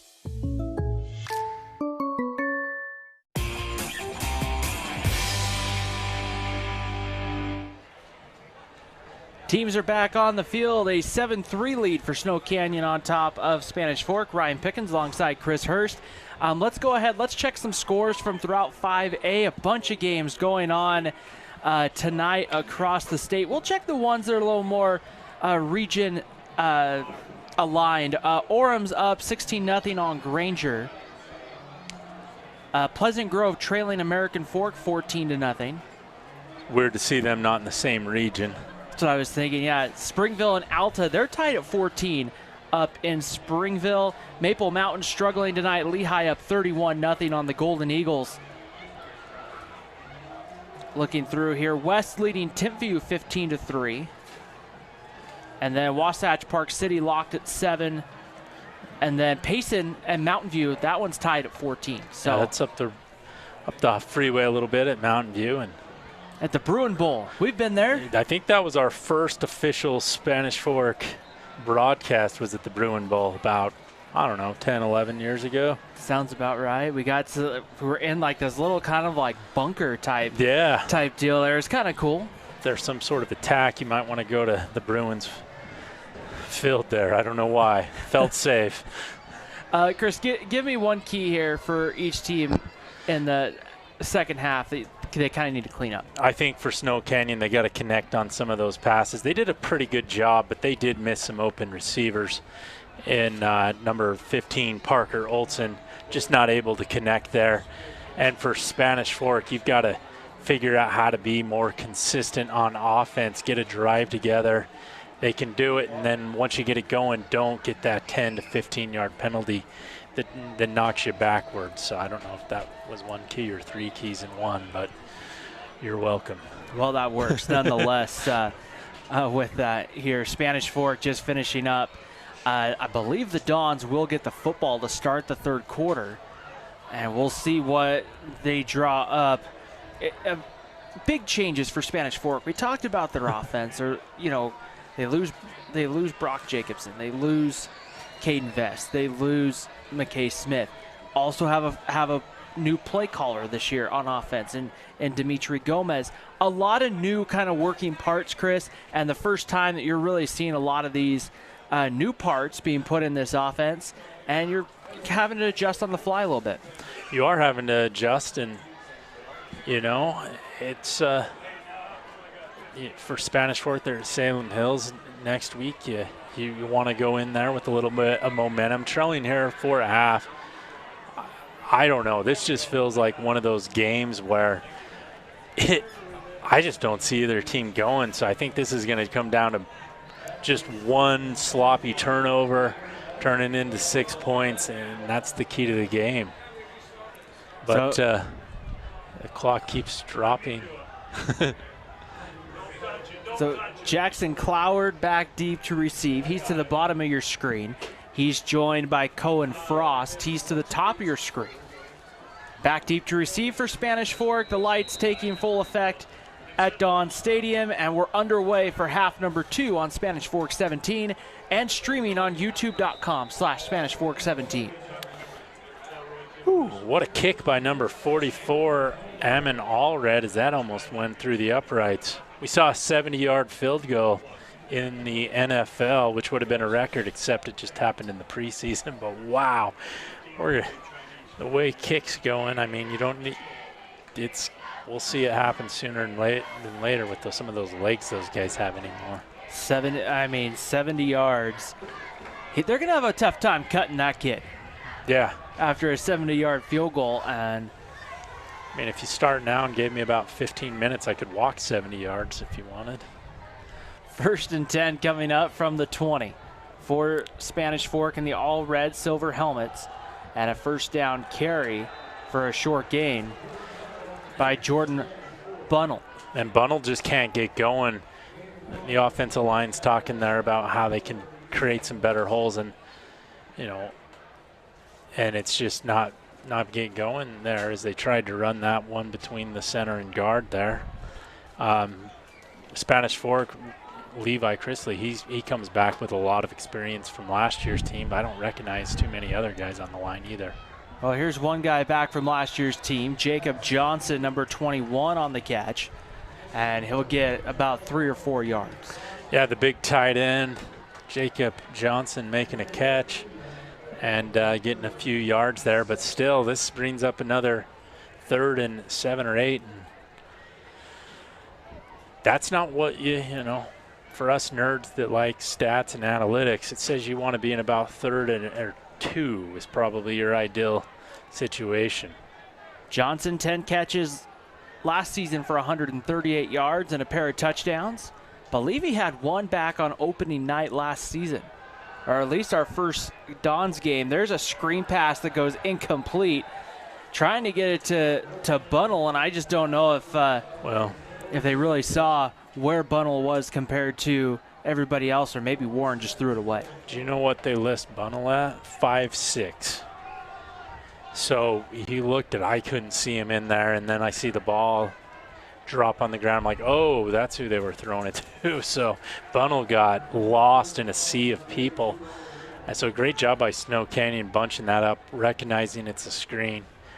Timing was a little bit off on that screen too. Dons will have to punt. Drops the snap, and then Irvine picks it up, and he's going to be brought down back at the 13-yard line. Prime field position coming for Snow Canyon. Irvine, perfect snap, just unable to hang on to it. Even if you drop it, you still got to at least try and kick it there, because there was no chance he was going to get to the first down marker. And so 1st down and 10, ball marked at the Spanish Fork 13-yard line. And Snow Canyon in this position, an opportunity. If they can make this 14-3, it's going to be tough for Spanish Fork to come back. The other thing, Chris, with how Snow Canyons ran the football, you don't always know how many possessions you're going to get in the second half. Yeah, and Spanish Fork came up with a turnover where they were able to get a fumble recovery on Snow Canyon's 30, came away with no points. Let's see if Spanish Fork's defense can stop Snow Canyon, or at least hold them to a field goal attempt. Parker Olson gives it. Here is Esplin on the carry, and Esplin is going to have about 5 or 6 on first down. Yeah, no contact till he gets about 2 or 3 yards down. And Esplin's got his head down and just running hard, picks up 5. Second down, 5 to go. Once again, it will be Esplin it's Olsen who pulls it, and he is going to be in. Touchdown, Snow Canyon, and the Warriors go up 13-3 with 10:06 to go in the third quarter. Dons get the ball to start the half, going 3 and out, and then have that bobbled punt, and it results in Olsen running in from 14 yards out for a touchdown, and now it's 13-3 with all the momentum going the way of our friends from Snow Canyon. Ammon Allred on for the extra point, number 44, listed as a 6-foot senior kicker. Snap good, and we got whistles. I think it's going to be a false start. And that's the second time tonight. Snow Canyon had a false start on their first touchdown on the PAT. Yeah, PAT. And this time, the guilty party is going to be Harley Fouts, number 72. And Chris, I mean, again, tonight it might not hurt Snow Canyon, but going forward, we've seen games where sometimes missed extra points or special teams really have a tough outcome. Snap good, hold good, kick up and through the uprights. And it's a 14-3 lead for Snow Canyon. And Ammon Allred has a leg. I think the state record's 57 yards, and it's on, I guess it's called X now. Somebody's saying that the record's going down this year. There's some good kickers in the state of Utah, so we'll see. 10:06 to go, third quarter. Spanish Fork will get the football. Back deep to receive for the Dons. It's going to be the usual pairing so far tonight of Cloward and Frost. You've got last year's stats up, and Caden Vest had 3,266 all-purpose yards. Brock Jacobson, 25-15. Number 3 was Christensen with 506, so that's a little bit of a drop-off. You go from having over 180 yards a game for Vest and Jacobson to Christensen's 36. The next guy was Nixon Warren with 75. And Warren only played in 5 games. Yeah. So, and it's tough. You talk about, the high school level, what makes teams really solid. For the most part, it's going to be a senior-laden group. And we forget that group last year for Spanish Fork, some of those guys were 3-year varsity starters. Yeah. And, Caden Vest and things like that. We had seen them progress. Smith even came in a little bit, I think, as a freshman or sophomore, if I'm not mistaken. Here's Nixon Warren trying to escape, breaks one tackle but won't break the second. He's brought down back at about the 12 or 13 yard line. And he danced around, Chris, broke one tackle, but tough sometimes to break tackle 2, 3, and 4. Yeah, and at the end of the day, it's pretty simple. If you can't block for your quarterback, you're not going to have very much production, and that's been the case tonight for the Dons. Second and long coming up. Christensen goes to the bottom of your screen. Nixon Warren from the gun rolls out, looking downfield, throws, and that's going to be incomplete. That's a tough throw to make when you're rolling out. You got pressure, and Christensen's coming back to the ball, but still you got to get a little more oomph on it to get it to Christensen. Instead, it brings up 3rd and 17. There's not a lot in the playbook for 3rd and 17.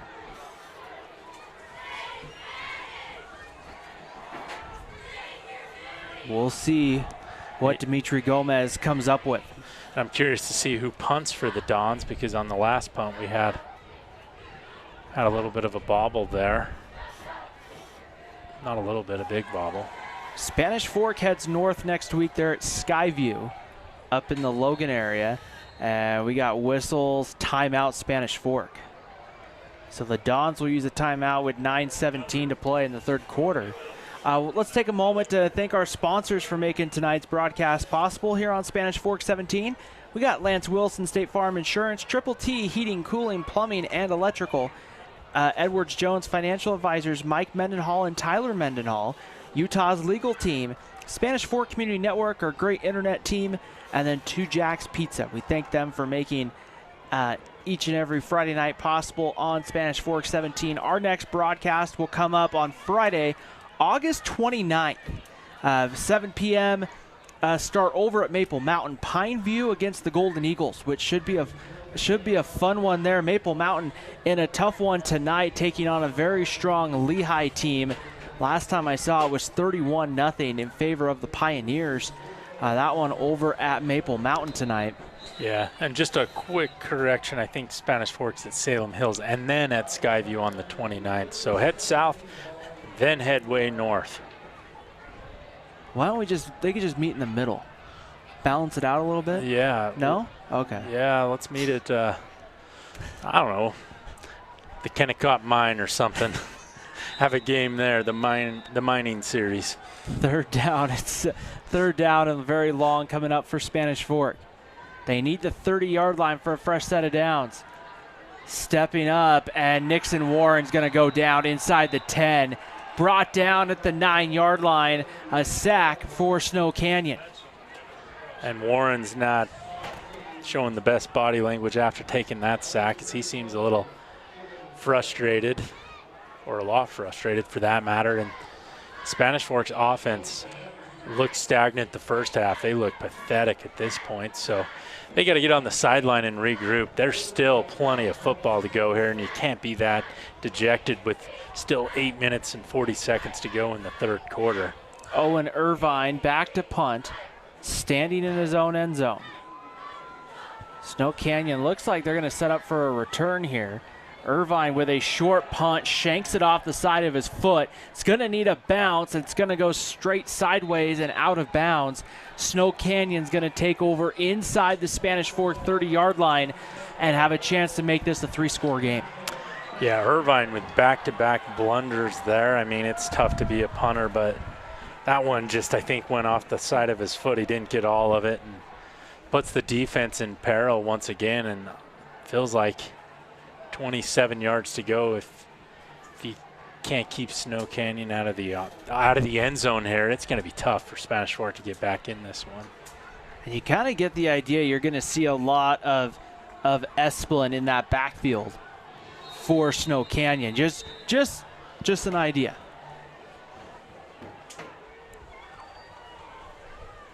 Parker Olson back to throw. He'll roll away. Esplin in the backfield, now being chased, and he'll throw that one up, and it's going to be intercepted by Gage Christensen. Did he get his foot in?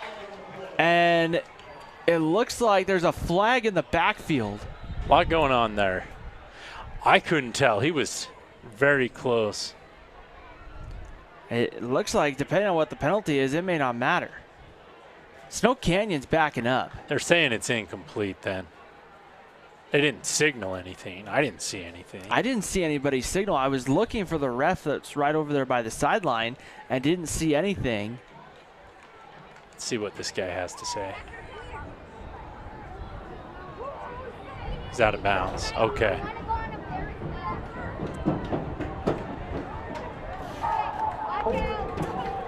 Offense, number 7.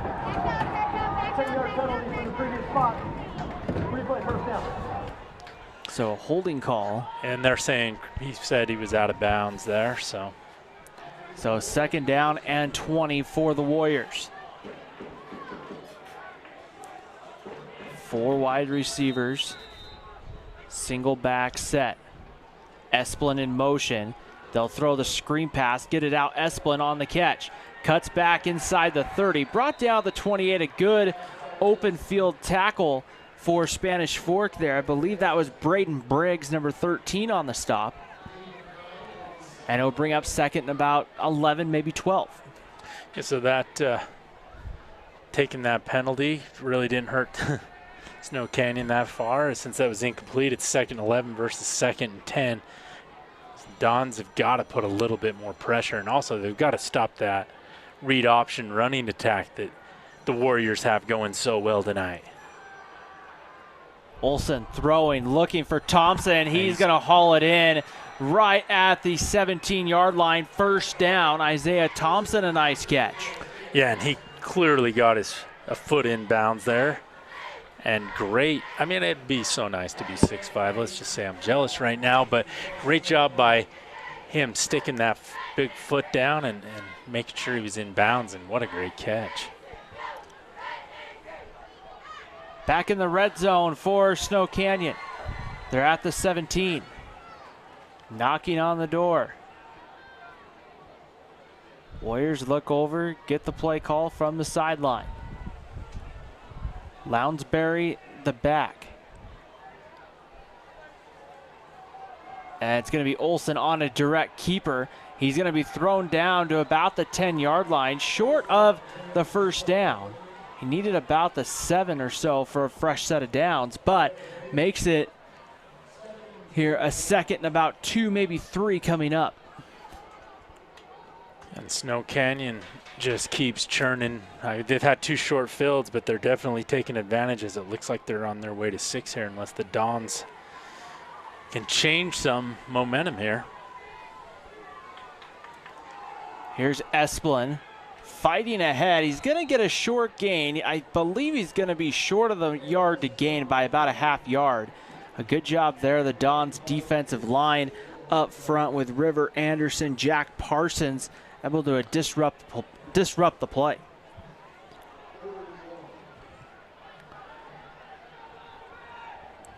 Third down and about 1. Cale Esplin in the backfield. Here's Olsen, who pulls it and throws the slant to Isaiah Thompson, who brings it in for his 2nd touchdown of the night, and it's 20-3 Snow Canyon. A great job by Thompson using his body, getting inside on Gage Christensen and getting the 6 points. And hey, credit Snow Canyon. They've played great defense so far in this half, gotten great field position and taken advantage of it.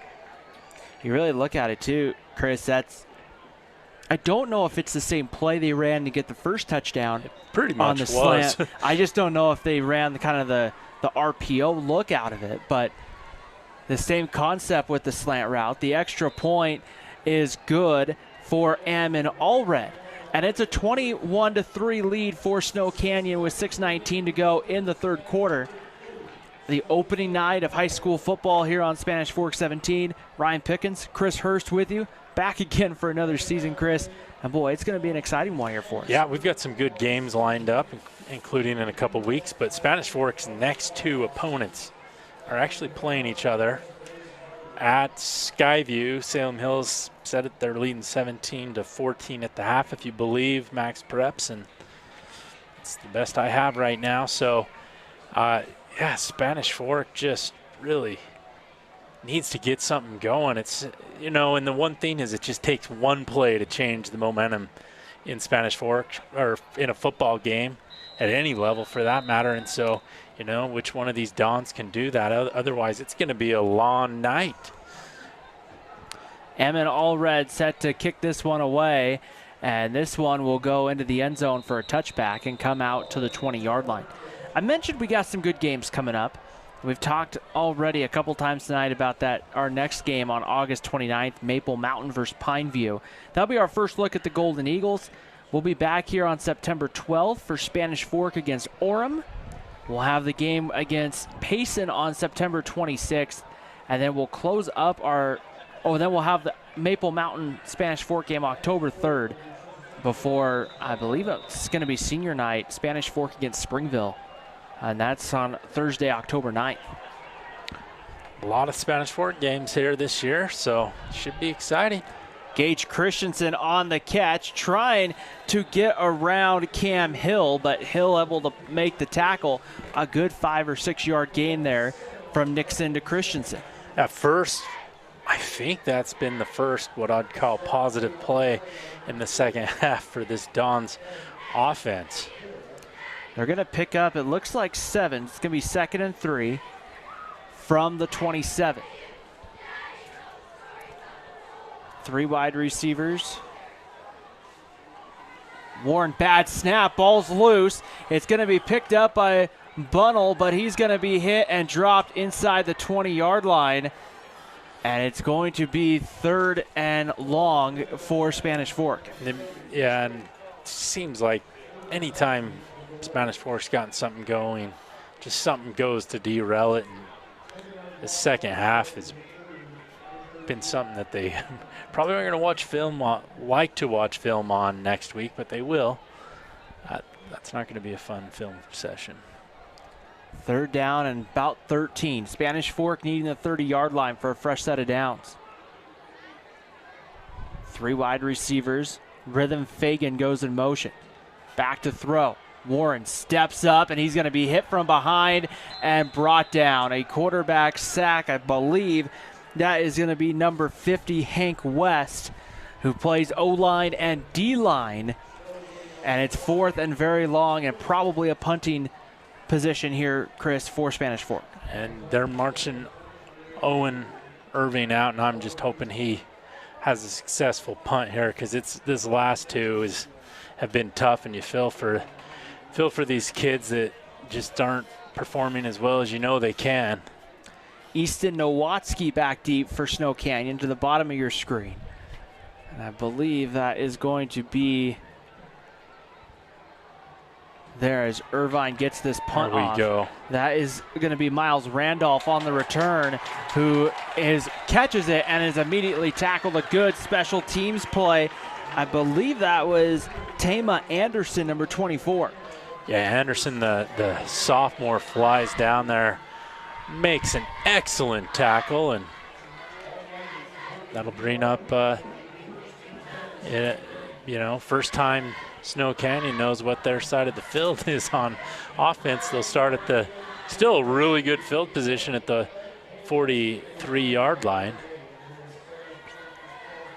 They've taken advantage of 2 short fields. They've started at inside the 20 and inside the 30 on their first 2 possessions of the second half, and they found the end zone on both those drives. Well, it's nice that I'm not looking left. My neck was hurting from all the looking we had to do to the left, right? Now let's see if Spanish Fork can get a stop here, get some momentum after that great punt and tackle. Parker Olson throws the screen pass. That's complete to Anthony Granillo. Granillo there, a nice catch to get 4 or 5 yards. He gets 8. Little swing pass, and that runs all the way over there, and my goodness. Felt like it should have been a 4-yard gain, but Spanish Fork unable to stop him. 2nd and 2 coming up. Snow Canyon, Chris, moving a lot of different bodies in and out of especially in the backfield, also at the receiving core. Back to throw. Olsen taking a shot, looking for Isaiah Thompson, and that one's incomplete. Yeah, overthrown there, and that's a good pass. You got to be careful if you're Christensen, because the way he cut him off there, I don't know if the guy's making a play on the ball, if they're going to get you for pass interference like they did earlier. A good 2nd down play call, because if it goes incomplete, you're in a 3rd and 2. Snow Canyon's been able to convert a lot in those 3rd and 2 positions.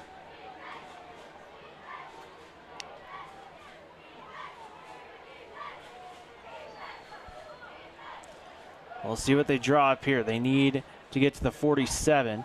Olsen throws, and that one incomplete.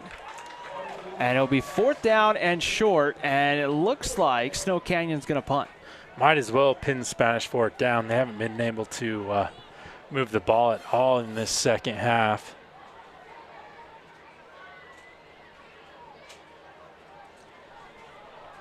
We'll see. It is Isaiah Thompson back to punt. I'd be a little nervous if he's the punter, because he's a good athlete and you have to kind of be careful of a fake. And Thompson will kick this one away, a low liner. Kicks it away from Gage Christensen, but it's going to get into the end zone. and it will come out to the 20-yard line for Spanish Fork, and the Dons will start their next drive. Yeah, and if you're the Dons, you got to remain calm here on offense and say, hey, let's just make a few back-to-back plays. Let's get some first downs. Let's get some momentum going, because it's been ugly, question mark, or what's worse than that, question mark? No, the Dons, they just have not had any consistency from this offense here in the second half at all. Well, it's been tough because when they have got something going, next play is a blunder. Yeah, the next play is some kind of blunder or a mistake, and it just kind of just kills any momentum they have. 21-3 is not insurmountable to overcome, Chris, but it's been tough when you haven't been able to find the end zone. It is when you can't get first down. Back to throw. Nixon Warren off his back foot. There, that one goes incomplete. Trying to get it out, I believe that is Cloward, but Nixon Warren, like you said, took a pretty good shot. Almost got it to Cloward that time, who would have had an opportunity to get to the end zone because it was one-on-one coverage with number 2, Cam Hill, and he had a step on him, but Warren just got wrecked right after he threw that ball. Couldn't follow through. I don't know if that affected the pass, but. Well, and it's been something, Chris, that I've noticed here throughout the game is back to throw, and that one's going to be incomplete, in and out of the hands of Rhythm Fagan. It's been one thing as I will bring up 3rd down and 10. 21-3, favor of Snow Canyon. The Warriors defensively have not had a lot of safeties over the top. They have not. And so you think about that deep shots there. It's just, can Nixon Warren, can the timing be there from quarterback to wide receiver? Yeah, and so far it hasn't been happening. 3rd and long for Spanish Fork. 4 wide receivers. Warren back to throw, gets this one out, but to Jacob Johnson, who's trying to fight for it. He'll get the first down and more. Just drug the defender with him down the sideline, and he's across the 35, but both Johnson and the defender are down. A great job by Johnson with the second effort to get the first down there, and 1st and 10 for the Dons. See it right there as on the replay, Easton Nowatzki trying to just rip the ball out, and Jacob Johnson just kind of keeps chugging forward, and it's 1st down Spanish Fork. They'll have it at the 36-yard line. 3:33 to play, 3rd quarter. Warriors leading 21-3. Updated score from the other side of town. Lehigh now leading Maple Mountain 44-0. Back to throw with some time, looking to get it out there, and it goes incomplete. Had Jordan Bunnell out of the backfield, and he was open, but just couldn't hit him. Yeah, a little wheel route that time, and just a little overthrown, but I think a little bit rattled tonight is Warren Nixon. I would be too. He's taken some shots. It's been tough to kind of get everything going, as Snow Canyon was picked 4th in the Deseret News coaches poll of Region 9. So that's a tough region. It is a tough region. A lot of championship winners coming out of region, that St. George area in 4A. There's Jordan Bunnell on the carry. He's going to have 9 yards, and it's going to be 3rd down and a yard coming up. One of the more positive runs tonight for Bunnell. He got drilled at the end of that run, as we see on the replay, but Haynes on and uses that nice frame of his to get 9 yards.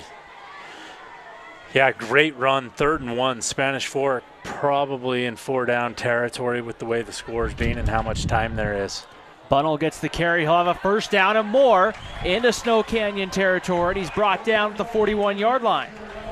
And the Dons have figured something out. And we're going to have a penalty, I think, on number 22, Espelin from Snow Canyon. At least that's who it should be on, because he went out of his way to shove somebody at the end of that play. So penalty flag, you can see it right there at the 44-yard line. The officials will talk about it. That could tack 15 on.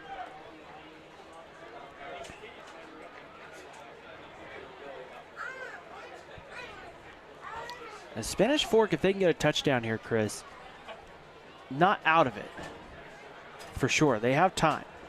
Snow Canyon hasn't been super efficient tonight offensively. They've used 2 short fields to build their lead. We'll have to see what this is. To the play, there's a first down. To the play, personal foul. Offense number 21, late hit. Penalty will be enforced 15 yards. First down, Spanish Fork. Okay, so Jacob Johnson there with the late hit after the play. I saw it the other way, but maybe he hit first and the other kid just came after him afterwards. The good news for Spanish Fork, you got to keep the first down. Bad news is this is about right where you started. Last set of downs. Nixon Warren back to throw with some time. Throws that one there. It's batted away. That was, I believe, Lounsbury on the coverage. Batted that one away from, I believe, Rhythm Fagan was the intended wide receiver. Yeah, pretty good coverage there. Blanket coverage, some would say, and so 2nd and 10, but Don's showing a little bit of fight on this drive. A little too much fight with that penalty. 2nd and 10.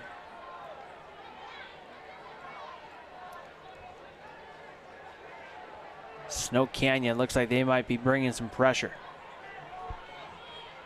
Here's a give. It's going to be Bunnell on the carry. He's pulled down from behind.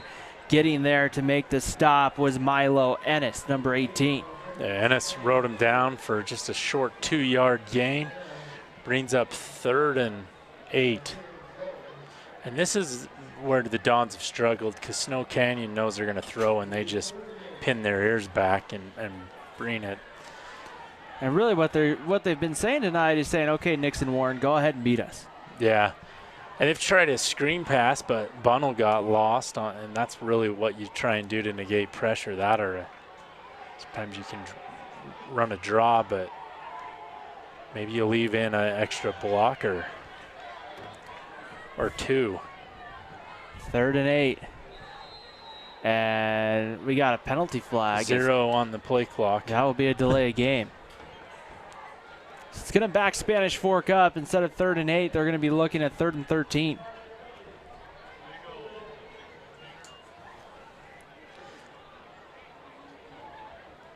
And so they'll look. And this has been the struggle for Spanish Fork. 3rd and 13, 3rd 10 plus has been tough tonight. I don't know if they've picked up a 3rd and 10 or more tonight. Warren throws that one short of the marker, but I think he may have hauled it in.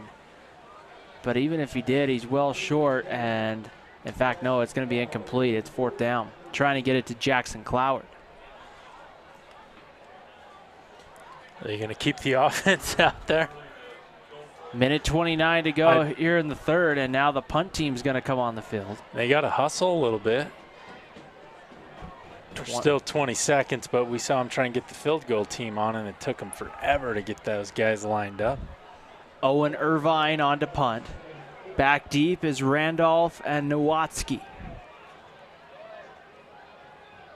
Nowatzki to the top of your screen. Randolph to the bottom if you're watching at home. And it's going to be Randolph who kind of muffs it but picks it right back up. Makes a man miss at the 18, but then the open field tackle. Another nice job. That's the 2nd time tonight we've seen Tyma Anderson make a nice play in special teams. Yeah, so that'll bring up 1st and 10 here for Snow Canyon. Dons could really, now that they've kind of got them inside the 20 for the first time, could really do their offense a favor and get them some good field position here with the stop. A turnover might be ideal right now. Snow Canyon leading 21-3. Minute 19 to play here in the third quarter. Opening night of high school football for Spanish Fork. One game last night throughout the state, most everything else starting this evening. And that was Brighton and Davis. Whew, looks good. Here's a screen pass. It's going to be Lounsbury who's going to have a first down. And he'll pick up right there. It looks like 10 yards will be enough right there for the first down. And it's going to be 1st and 10 from the 30 coming up for Snow Canyon. A long drive by the Warriors here would probably put this game out of reach. And we've seen them drive the ball, I think, in the first half for about 6-7 minutes, and they didn't come away with any points, but here's Parker Olson on a just designed quarterback run. He's going to have enough for a first down across the 40 to about the 41. Slow to get up that time is Beckstead, number 14.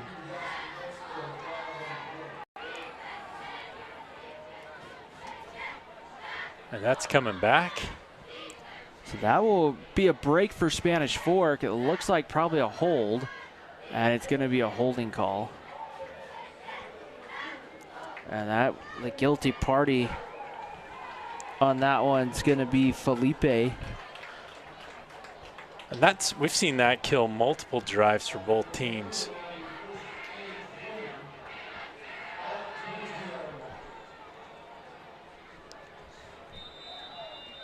(21-3). Snow Canyon with the football. 40 seconds to go in the third quarter. Here's a give on the sweep, trying to get outside. I believe that may have been number 8, Cash Entz. Or sorry, no, that was 18, Milo Entz. Wrong Entz there, but a nice game.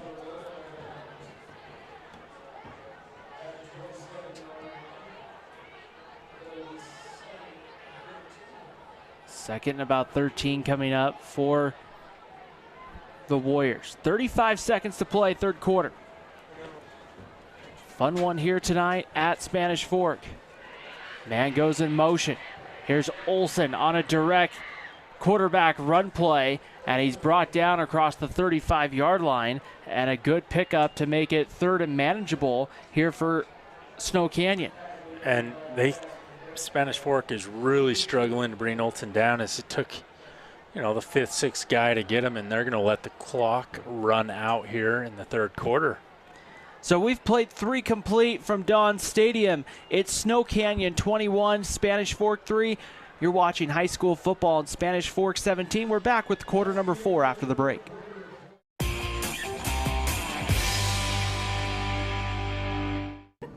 What does it mean to be rich? Maybe it's not just about the places you can go, but also the people who welcome you home. The key to being rich is knowing what counts.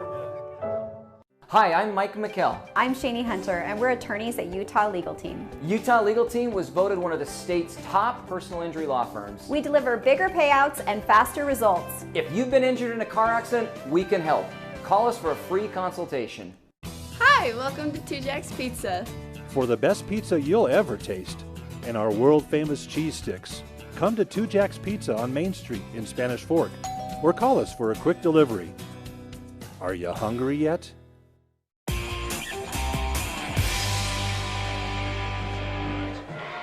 Start of the fourth quarter on Spanish Fork 17. Ryan Pickens alongside Chris Hurst. A 21-3 lead for the Snow Canyon Warriors on top of the Spanish Fork Dons. As we start the fourth quarter, Snow Canyon with the football in a third and manageable coming up. And right now, if you're Spanish Fork, Chris, you got 1 quarter to kind of get the jitters out before you got to play Salem Hills next week. Yeah, and this game's not over. You get one big turnover or one big event to happen and get some momentum. We saw that in the championship game where the Dons were up big in the fourth quarter with just a few minutes to go, and nothing went right after that point for Spanish Fork, and Crimson Cliffs got the championship, and the Dons go ahead and jump off sides. Depending on the spot, it looks like it's 3rd and 4, and so that would give Snow Canyon a first down. And they're marking it off against the Dons. Defense, number 5. 5-yard penalty. First down.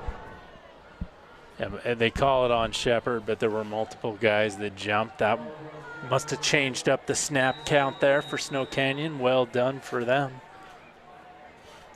So 21-3 lead for Snow Canyon. They have the football. 3 wide receivers.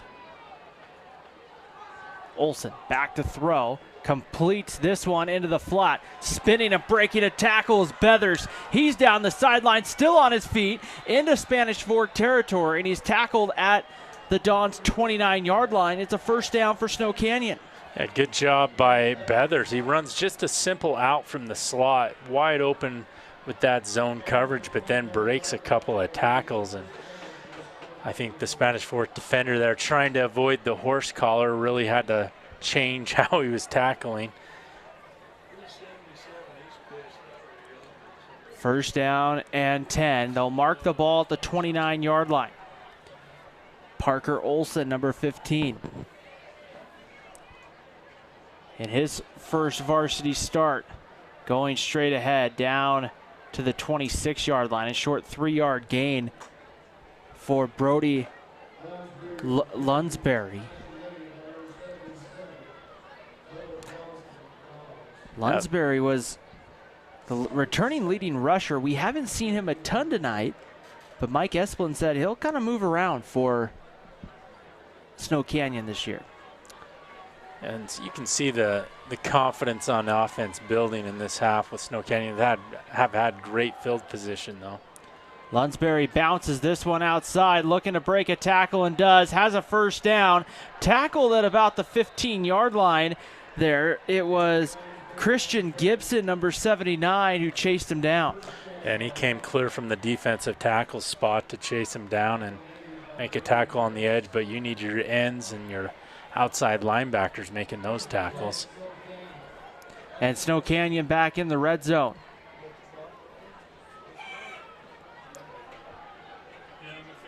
As first down and 10. They mark the ball at the 14.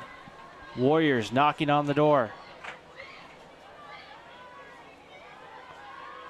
Shotgun set.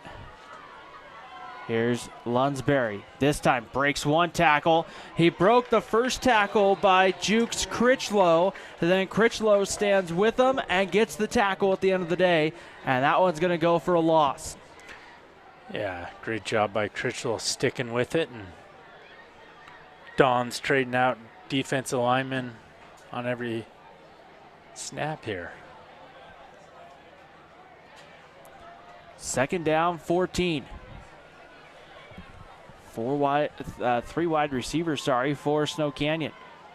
Back to throw. With some time over the middle, has a man that's caught at the 5, going towards the end zone. He's in. Touchdown, Snow Canyon. It's Cam Hill. And it's Hill, number 2. So a touchdown pass there, I believe the 3rd tonight for Parker Olsen, and it's 27-3 Snow Canyon.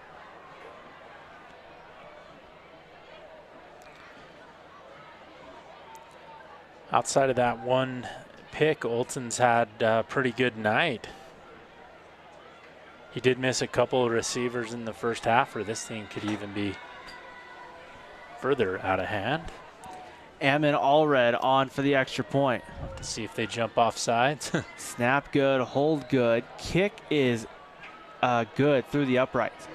So at 9:41 to go here in the fourth quarter, it's 28-3 Snow Canyon on top. Dons will get possession here following the kickoff. Let's take a moment to thank our sponsors for making this broadcast or many other high school sports broadcasts possible here on Spanish Fork 17.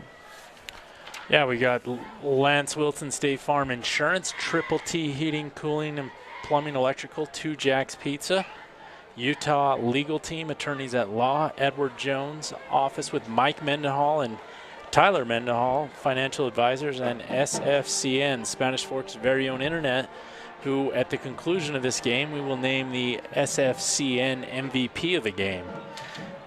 So if you're interested in becoming a sponsor, you can reach out to Pete Hansen, and Pete will work with you on all the details.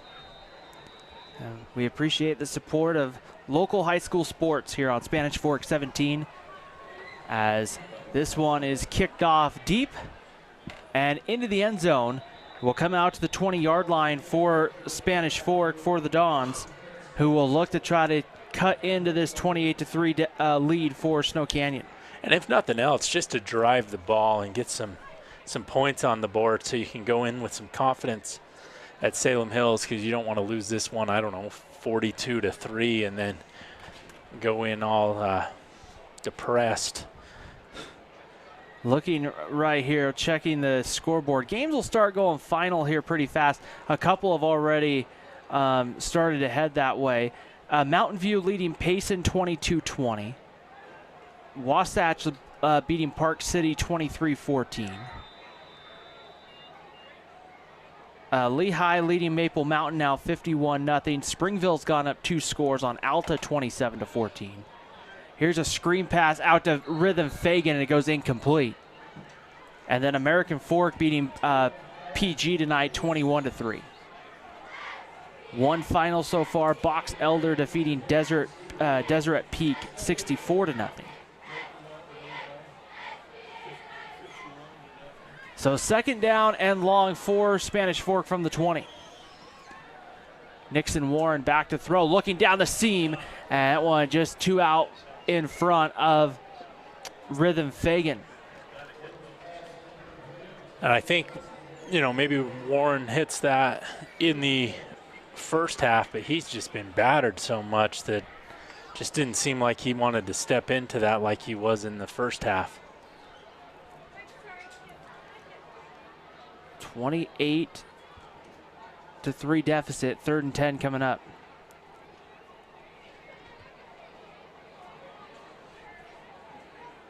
Oh, I forgot a couple scores. Orem leading Granger 29-6. Salem Hills up on Skyview 23-21. Here's a screen pass. That one goes incomplete. Trying to get it to Gage Christensen. The timing just didn't look quite there on that one. And it, I don't know how many 3-and-outs Spanish Fork had last year, but it wasn't many. It feels like tonight we're seeing more 3-and-outs than we are possessions with first downs. So probably have to go back to the drawing board next week and figure out, if you're the Dons, hey, what did we do well? And what can we do to build on that? Owen Irvine into punt. Back deep for Snow Canyon, number 14, Miles Randolph. You're going to get a penalty here on the punt. And it looks like that's going to be a delay game. And that's going to back Spanish Fork up 5. They have 11 guys out there. I don't know what they're so confused about.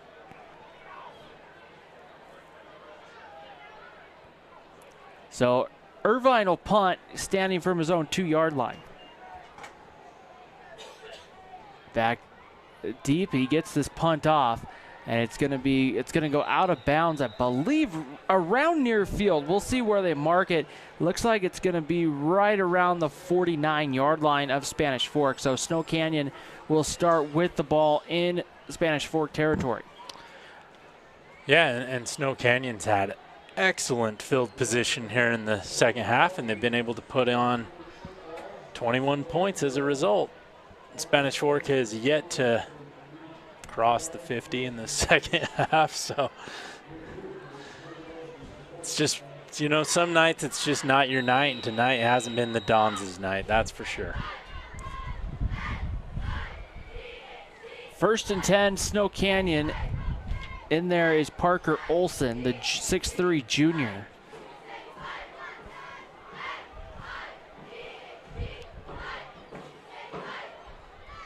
And it's going to be a pitch on 1st down. Trying to get outside, breaking one tackle, Anthony Granillo, number 9. A short pickup there of maybe 3 yards from Granillo.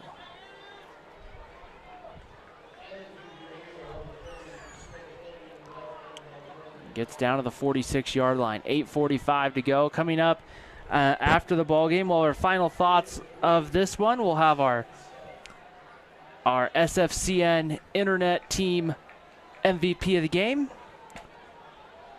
Then we'll get you ready for our next broadcast on August 29th. Screen pass set up. Granillo makes the catch, cuts it back up into the middle. A short gain of about a yard. Jack Parsons, number 73, in on the stop for Spanish Fork. Yeah, Big Jack comes up and makes a huge tackle there. And whistles, I think we have a player down. And it looks like a cramp issue here with, which, to be honest with you, I think this is our first one tonight that we've had with a cramp. It's not too hot tonight, though. It's a little cold front came in.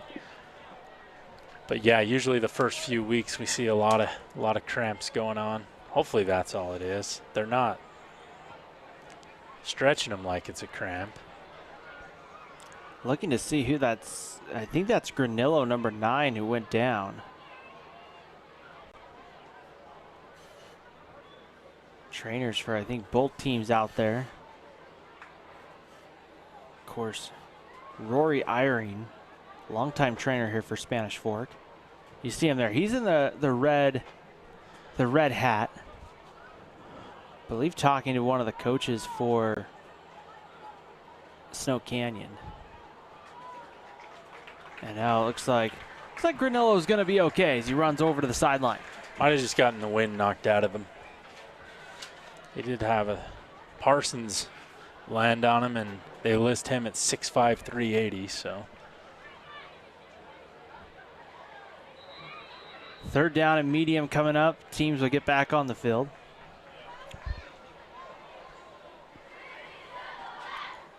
I was wondering to see if Snow Canyon would start to put maybe some seconds in. But for the most part, looking around, it appears to be most of their starters still. I guess it's only 28-3. I imagine if they score here, we'll see a little bit more of that. A lot of teams won't do it till they're up by 35 and running the clock. Back to throw. There's a completion down the sideline. Breaking a tackle, but got tripped up is Cam Hill, number 2. The guy that the Snow Canyon staff very excited about. A great pass there, though. I'm very impressed with the poise of Olsen. He missed a few targets in the first half, but he seems to be hitting everything here in the second half.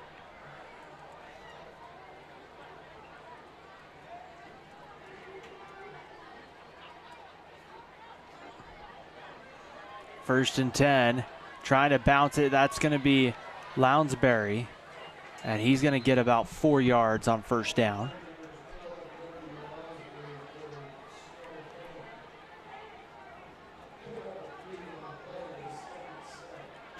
Well, that'll bring up 2nd and 7, and Snow Canyon's just letting this play clock go down a little bit here and there, really in no hurry here. And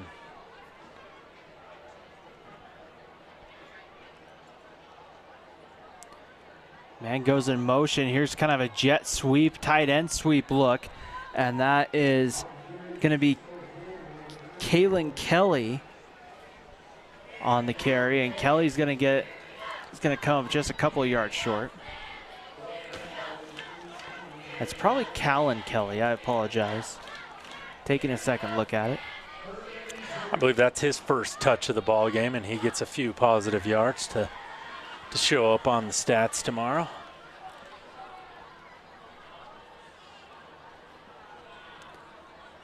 Motion man. This is going to be Nowatzki on the carry. He's going to have a first down inside the 15, down to the 13 right there for Easton Nowatzki.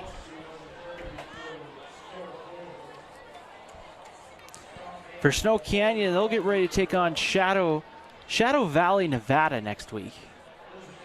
As their next 2 opponents are from out of state. They'll go to Arizona week 3. Some of these teams are probably closer to the teams in Nevada than they are. I mean, Las Vegas teams would be probably closer than driving up here to Spanish Fork. Here's a pass that is going to be complete. That is Cam Hill on the catch. And Hill works his way inside the 10.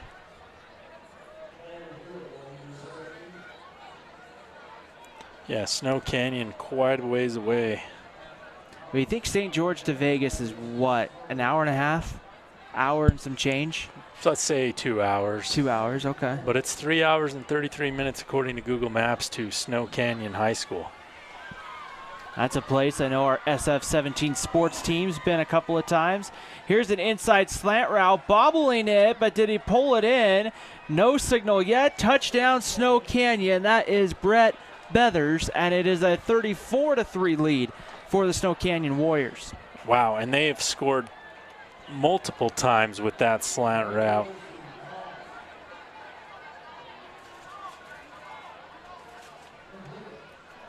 With 5:48 to play, and Allred, who has a strong leg, Ammon Allred, back on for the extra point.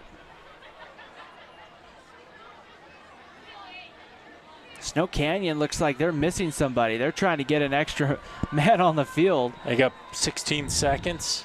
Can use a timeout if they need to. Easton Nowatzki was saying, hey, we need one more. Snap good, hold good, kick is through the uprights. So Snow Canyon takes a 35-3 lead here in quarter number 4. And we'll see what this starts to look like if you start seeing some of those second team guys come in, maybe even on both sides. Yeah, looks like opportunity to see if you can find some players here for Spanish Fork. I wouldn't be opposed to changing it up at all the way things have been going.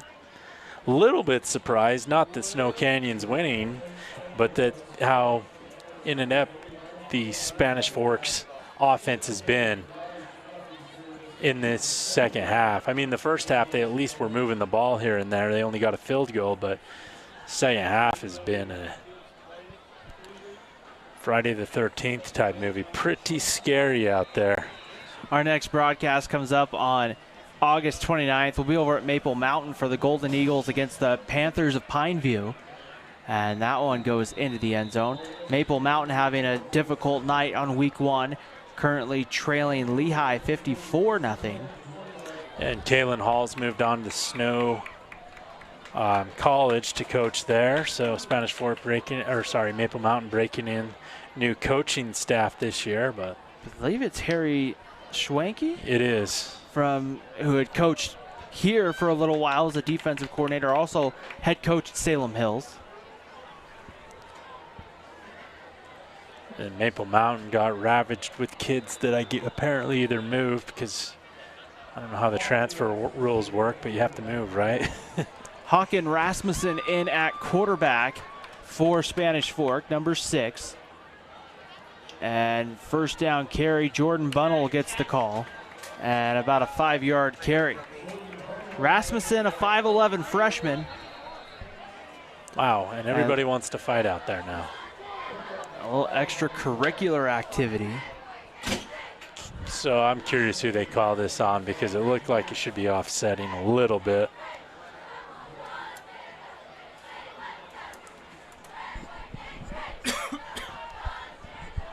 We'll see as they sort this one out.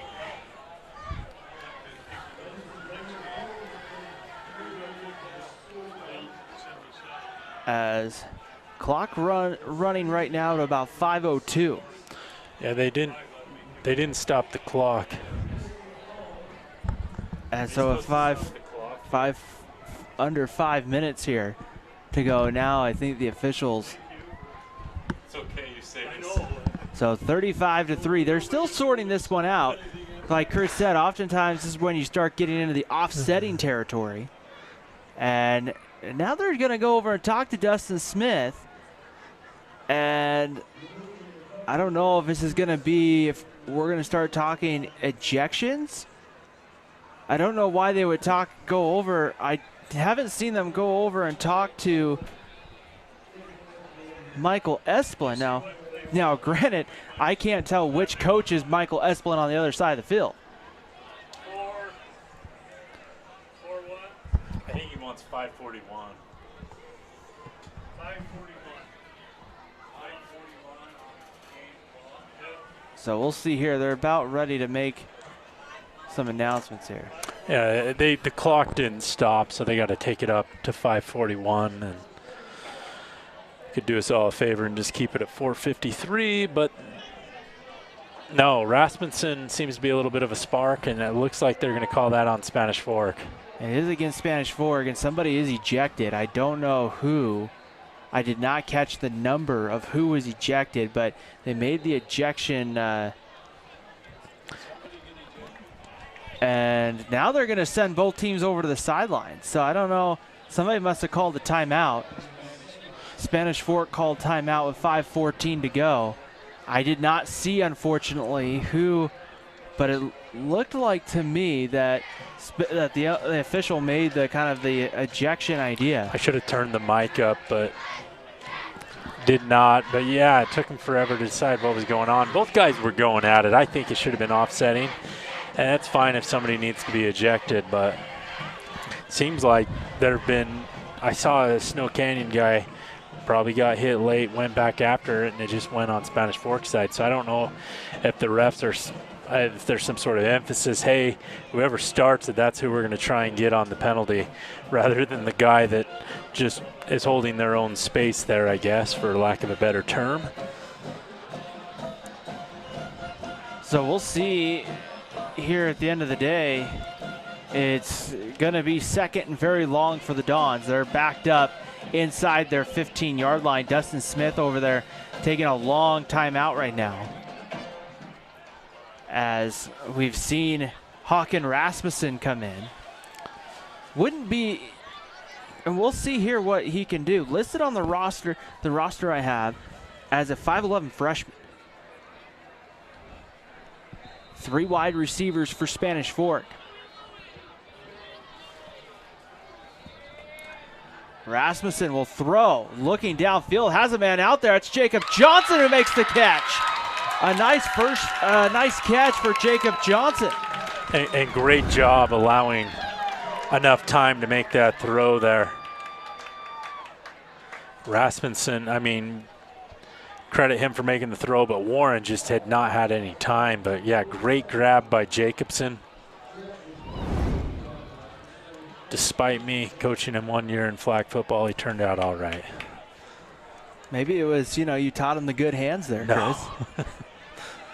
Johnson in motion again. Here's Jordan Bunnell on the carry, and he's going to have 3 or 4 yards straight up the middle.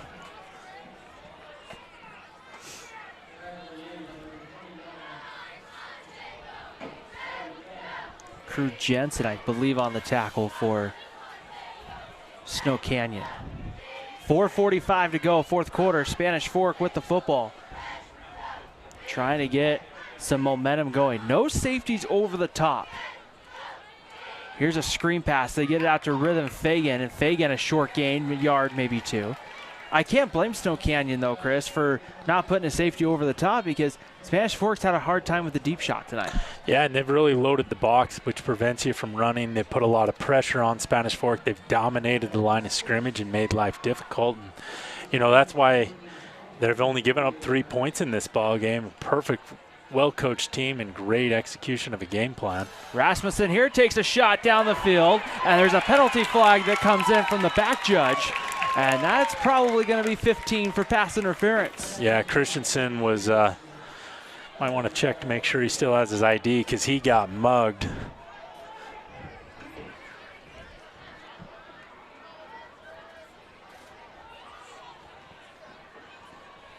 So we'll wait for the official call, but seems pretty clear and obvious from here. Is Snow Canyon looking at who they have out there? It looks like they do have some of their second team guys out there. Spanish Fork kind of the same way at this point.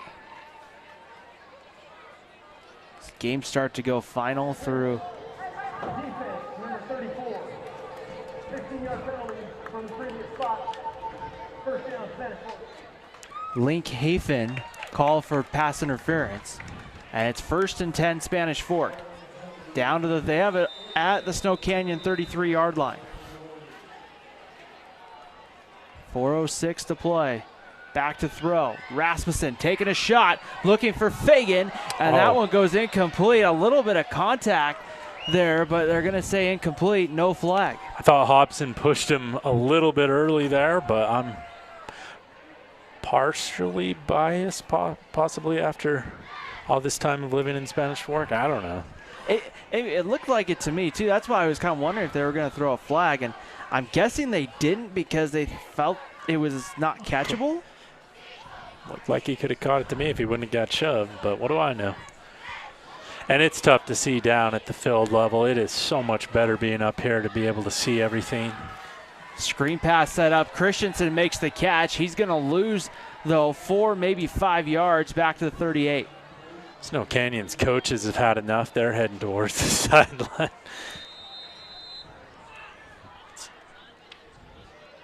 So 3rd and 14 coming up. 3:45 to go, fourth quarter. 35-3 Warriors.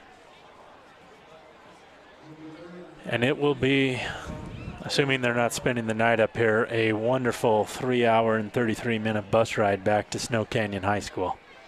Have to think they're probably going to get in, I don't know, Chris, 2 o'clock in the morning.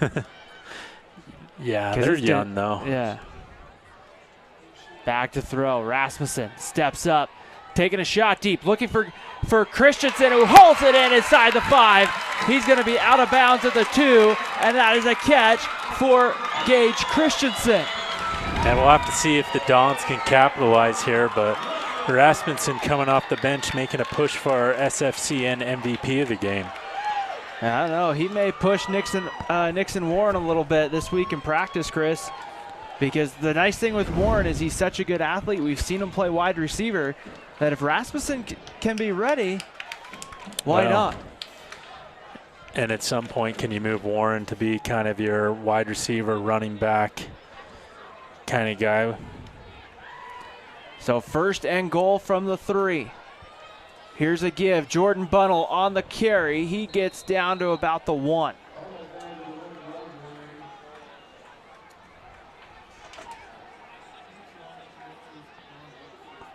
Yeah, Don's got 3 more chances to make this a much closer ball game. And in, touchdown, Spanish Fork. So Dons get on the board. A great run by Bunnell. He follows the offensive line. He gets in there for 7, and 35-9 with the PAT pending for the Dons. And it's getting a little worried they weren't going to show any offense here in the second half. And, you know, sometimes just having a quarterback change is able to do that. And Rasmussen, just a freshman. Wow. Extra point is going to be attempted here for Spanish Fork. It looks like number 38. I don't have. Let's see, I got 2 rosters, and 38 is Hagler. Oh, sorry, number 30. Oh, shoot. It's number 30, actually. Jones. Preston Jones. So extra points good. 3:02 to go, 35-10. Spanish Fork cuts in the deficit, Chris, and you kind of like, if nothing else happens tonight, you kind of like what Hawk and Rasmussen did, coming in and just saying, hey, I'm going to make some plays, here's my opportunity, and help get some positive momentum in the next week. Yeah, that's for sure, but, you know, one thing that's got to be noted is he had enough time to operate to make those deep throws. Now, I don't know if it's because Snow Canyon didn't blitz as much or they have some backup guys in, but, you know, with some time, Rasmussen looked good, but the Dons still have got to figure out how to protect their quarterback.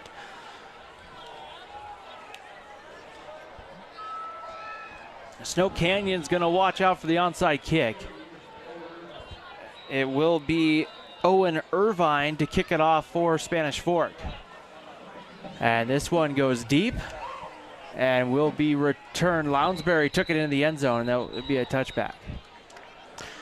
Yeah, if you run it into the end zone, I didn't realize that was a touchback, but I guess if your momentum carries you, that's fine. So ball will come out to the 20 for Snow Canyon. We'll next see the Dons, Chris, on September 12th. They'll be back here at Don Stadium. They'll be taking on the Orem Tigers. It's going to be a tough one. And that's going to be that'll be a tough test. Tigers looking to take its state title this year. They were taking care of West High School earlier pretty handedly. Here's a give on first down. A short gain, maybe 4 yards or so. We'll try to get some final scores for you before we get off the air tonight. Yeah, pretty short gain there for Snow Canyon standards. We'll bring up second and about 6 after Gibson made the tackle. Misspoke. Sorry, I said Orem was playing West tonight. They're playing Granger, and it's 42-6 Tigers. Granger out of the West Valley. I'd never been. I drove by their high school this last week, and I didn't know where it was at. Man goes in motion, and on the sweep with the tight end, that is Palmer Hafen, number 36 on the sweep. Nice tackle there by Braden Briggs. He's had a couple of nice plays tonight. And it's going to be 3rd and about 3 as the clock goes under 2 minutes in the fourth quarter. Spanish Fork goes to Salem Hills next week, a 7 p.m. game on Friday night. Then the week after, they head to Logan to take on Skyview. Bobcats are always tough, always typically very competitive.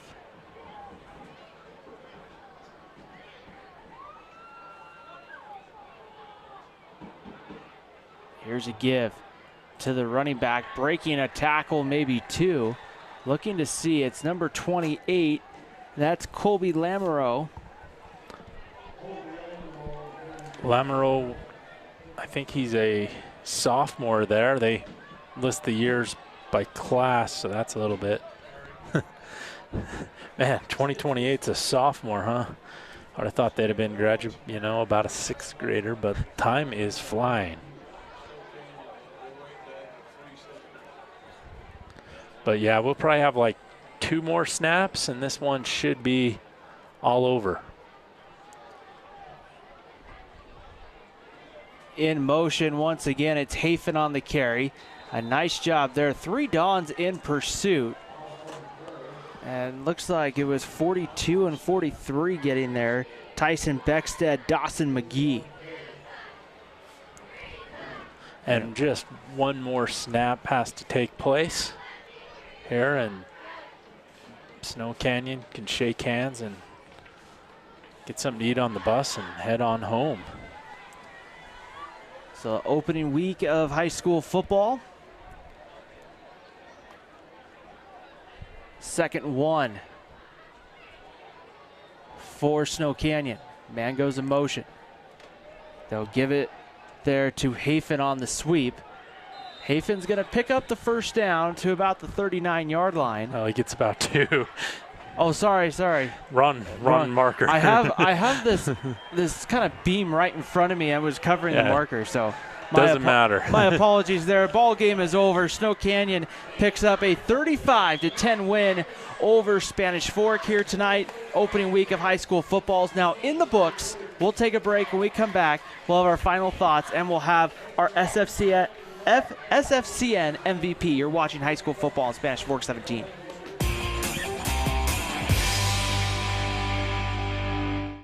You live life without regrets. Sure, you've had some doozies in the job and relationship department, but you learned. Same with homeownership. So that new HVAC or generator install, of course you'll get a second opinion from Triple T for free.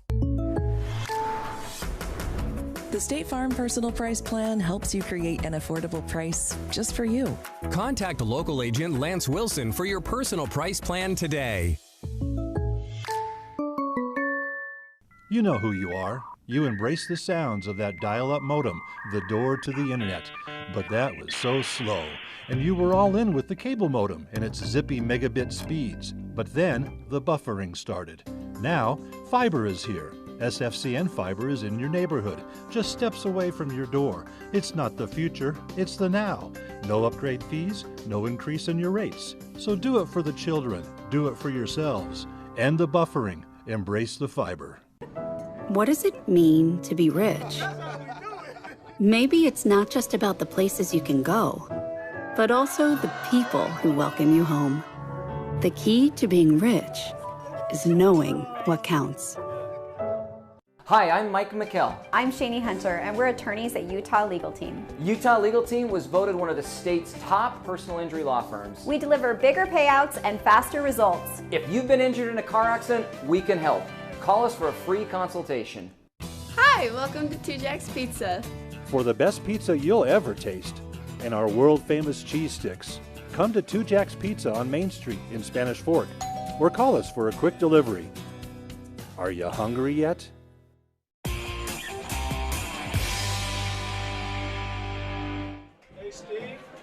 35-10 final score tonight from Don Stadium. Ryan Pickens alongside Chris Hurst. Snow Canyon came in, and really after a slow start, it was 7-3 at the half. And Snow Canyon, I really think the way they ran the ball in the first half kind of wore down the Spanish Fork defense. But, boy, that Don's defense was put in a couple of tight spots. Yeah, and special teams were not very special for the Dons in that third quarter as the punter, Irvine, struggled a little bit, but he got a couple of good punts to go. So for the Dons, a lot to learn from in this week one. Not the end of the world. You can always get better and improve, but they're going to want to figure out some different things here because, I saw them changing in offensive linemen, defensive linemen. They're going to have to find a set that works. Yeah, and that's going to be crucial. I mean, when you look at their schedule as well, their schedule, especially once they get into region, Chris, gets... Oh, my goodness. It's the Region 7's a monster this year. It's not like the 4A Region 8 that they were in last year where, it was you got Orem, you got Tempe, you got Springville, Pleasant Grove, Maple Mountain. It's going to be a battle. I know it's easy. You look at the Maple Mountain score tonight and, kind of similar to this one to some degree. But, Lehigh's, give Lehigh their credit. They're an exceptional program with that as well. When you take a look at this one, Snow Canyon really started, it seems like Olsen at quarterback for Snow Canyon started to kind of find his groove, find their rhythm, and boy, once he got going, it seemed like the rest of that offense just got going. Yeah, he took advantage of a lot of short fields, both with his arm and his legs, and he made some great reads on that read option. With that, so our SFCN MVP of the game tonight, Chris, when you take a look at it, there's a lot of different things, and we talked about it pretty much from the get-go. The amount that Maple Mountain was trying... Spanish Fork. Thank you. The amount of pieces that Spanish Fork was trying to replace from last year's team. They really, tonight, we were wondering who it was. Showed a couple of sparks with that, but boy, when you're having to replace Caden Vest, that's really tough. Yeah, he got 3,200 yards of offense on his own last year, and that's tough. But, at the end of the day, they're trying to replace him with Jordan Bunnell. He got a touchdown at the end. He ran hard. I think we're going to give him the MVP of the game here, and that's sponsored by Spanish Fork Community Network. And so, if you haven't subscribed to the internet or the cable and you're in the Spanish Fork city limits, look it up. It's a great service that the city provides. With that as well, and if you're interested in becoming one of our sponsors, please reach out to Pete Hansen. He can get you all the information and work with you on everything that you need to know for that as well. Our next broadcast, we won't have a broadcast next week. Our next broadcast comes to you on Friday the 29th. It's going to be a 7 p.m. game over at Maple Mountain. The Pineview Panthers will make the trip from St. George to Maple Mountain. And it will be interesting to see how Maple Mountain maybe evolves, Chris, from week 1 to week 2 because, when you play a team like Lehigh, you obviously know that you're going to be in for a tough night. Yeah. And I would think Maple Mountain's probably better than that score showed tonight against the Pioneers. Yeah, and they'll probably have to go back and make a bunch of adjustments as well. And, it's tough when you're breaking in a new coaching staff and a bunch of new players there at Maple Mountain as well. They got hit with the transfer bug. So tonight's final, Snow Canyon 35, Spanish Fork 10. You've been watching high school football. We'd like to thank our SFCN sports team for all their hard work in getting us set up and ready to go for tonight. For my partner, Chris Hurst, our entire SFCN sports team, I'm Ryan Pickens saying so long from Spanish Fork High School, where tonight it's Snow Canyon getting the best of Spanish Fork 35-10.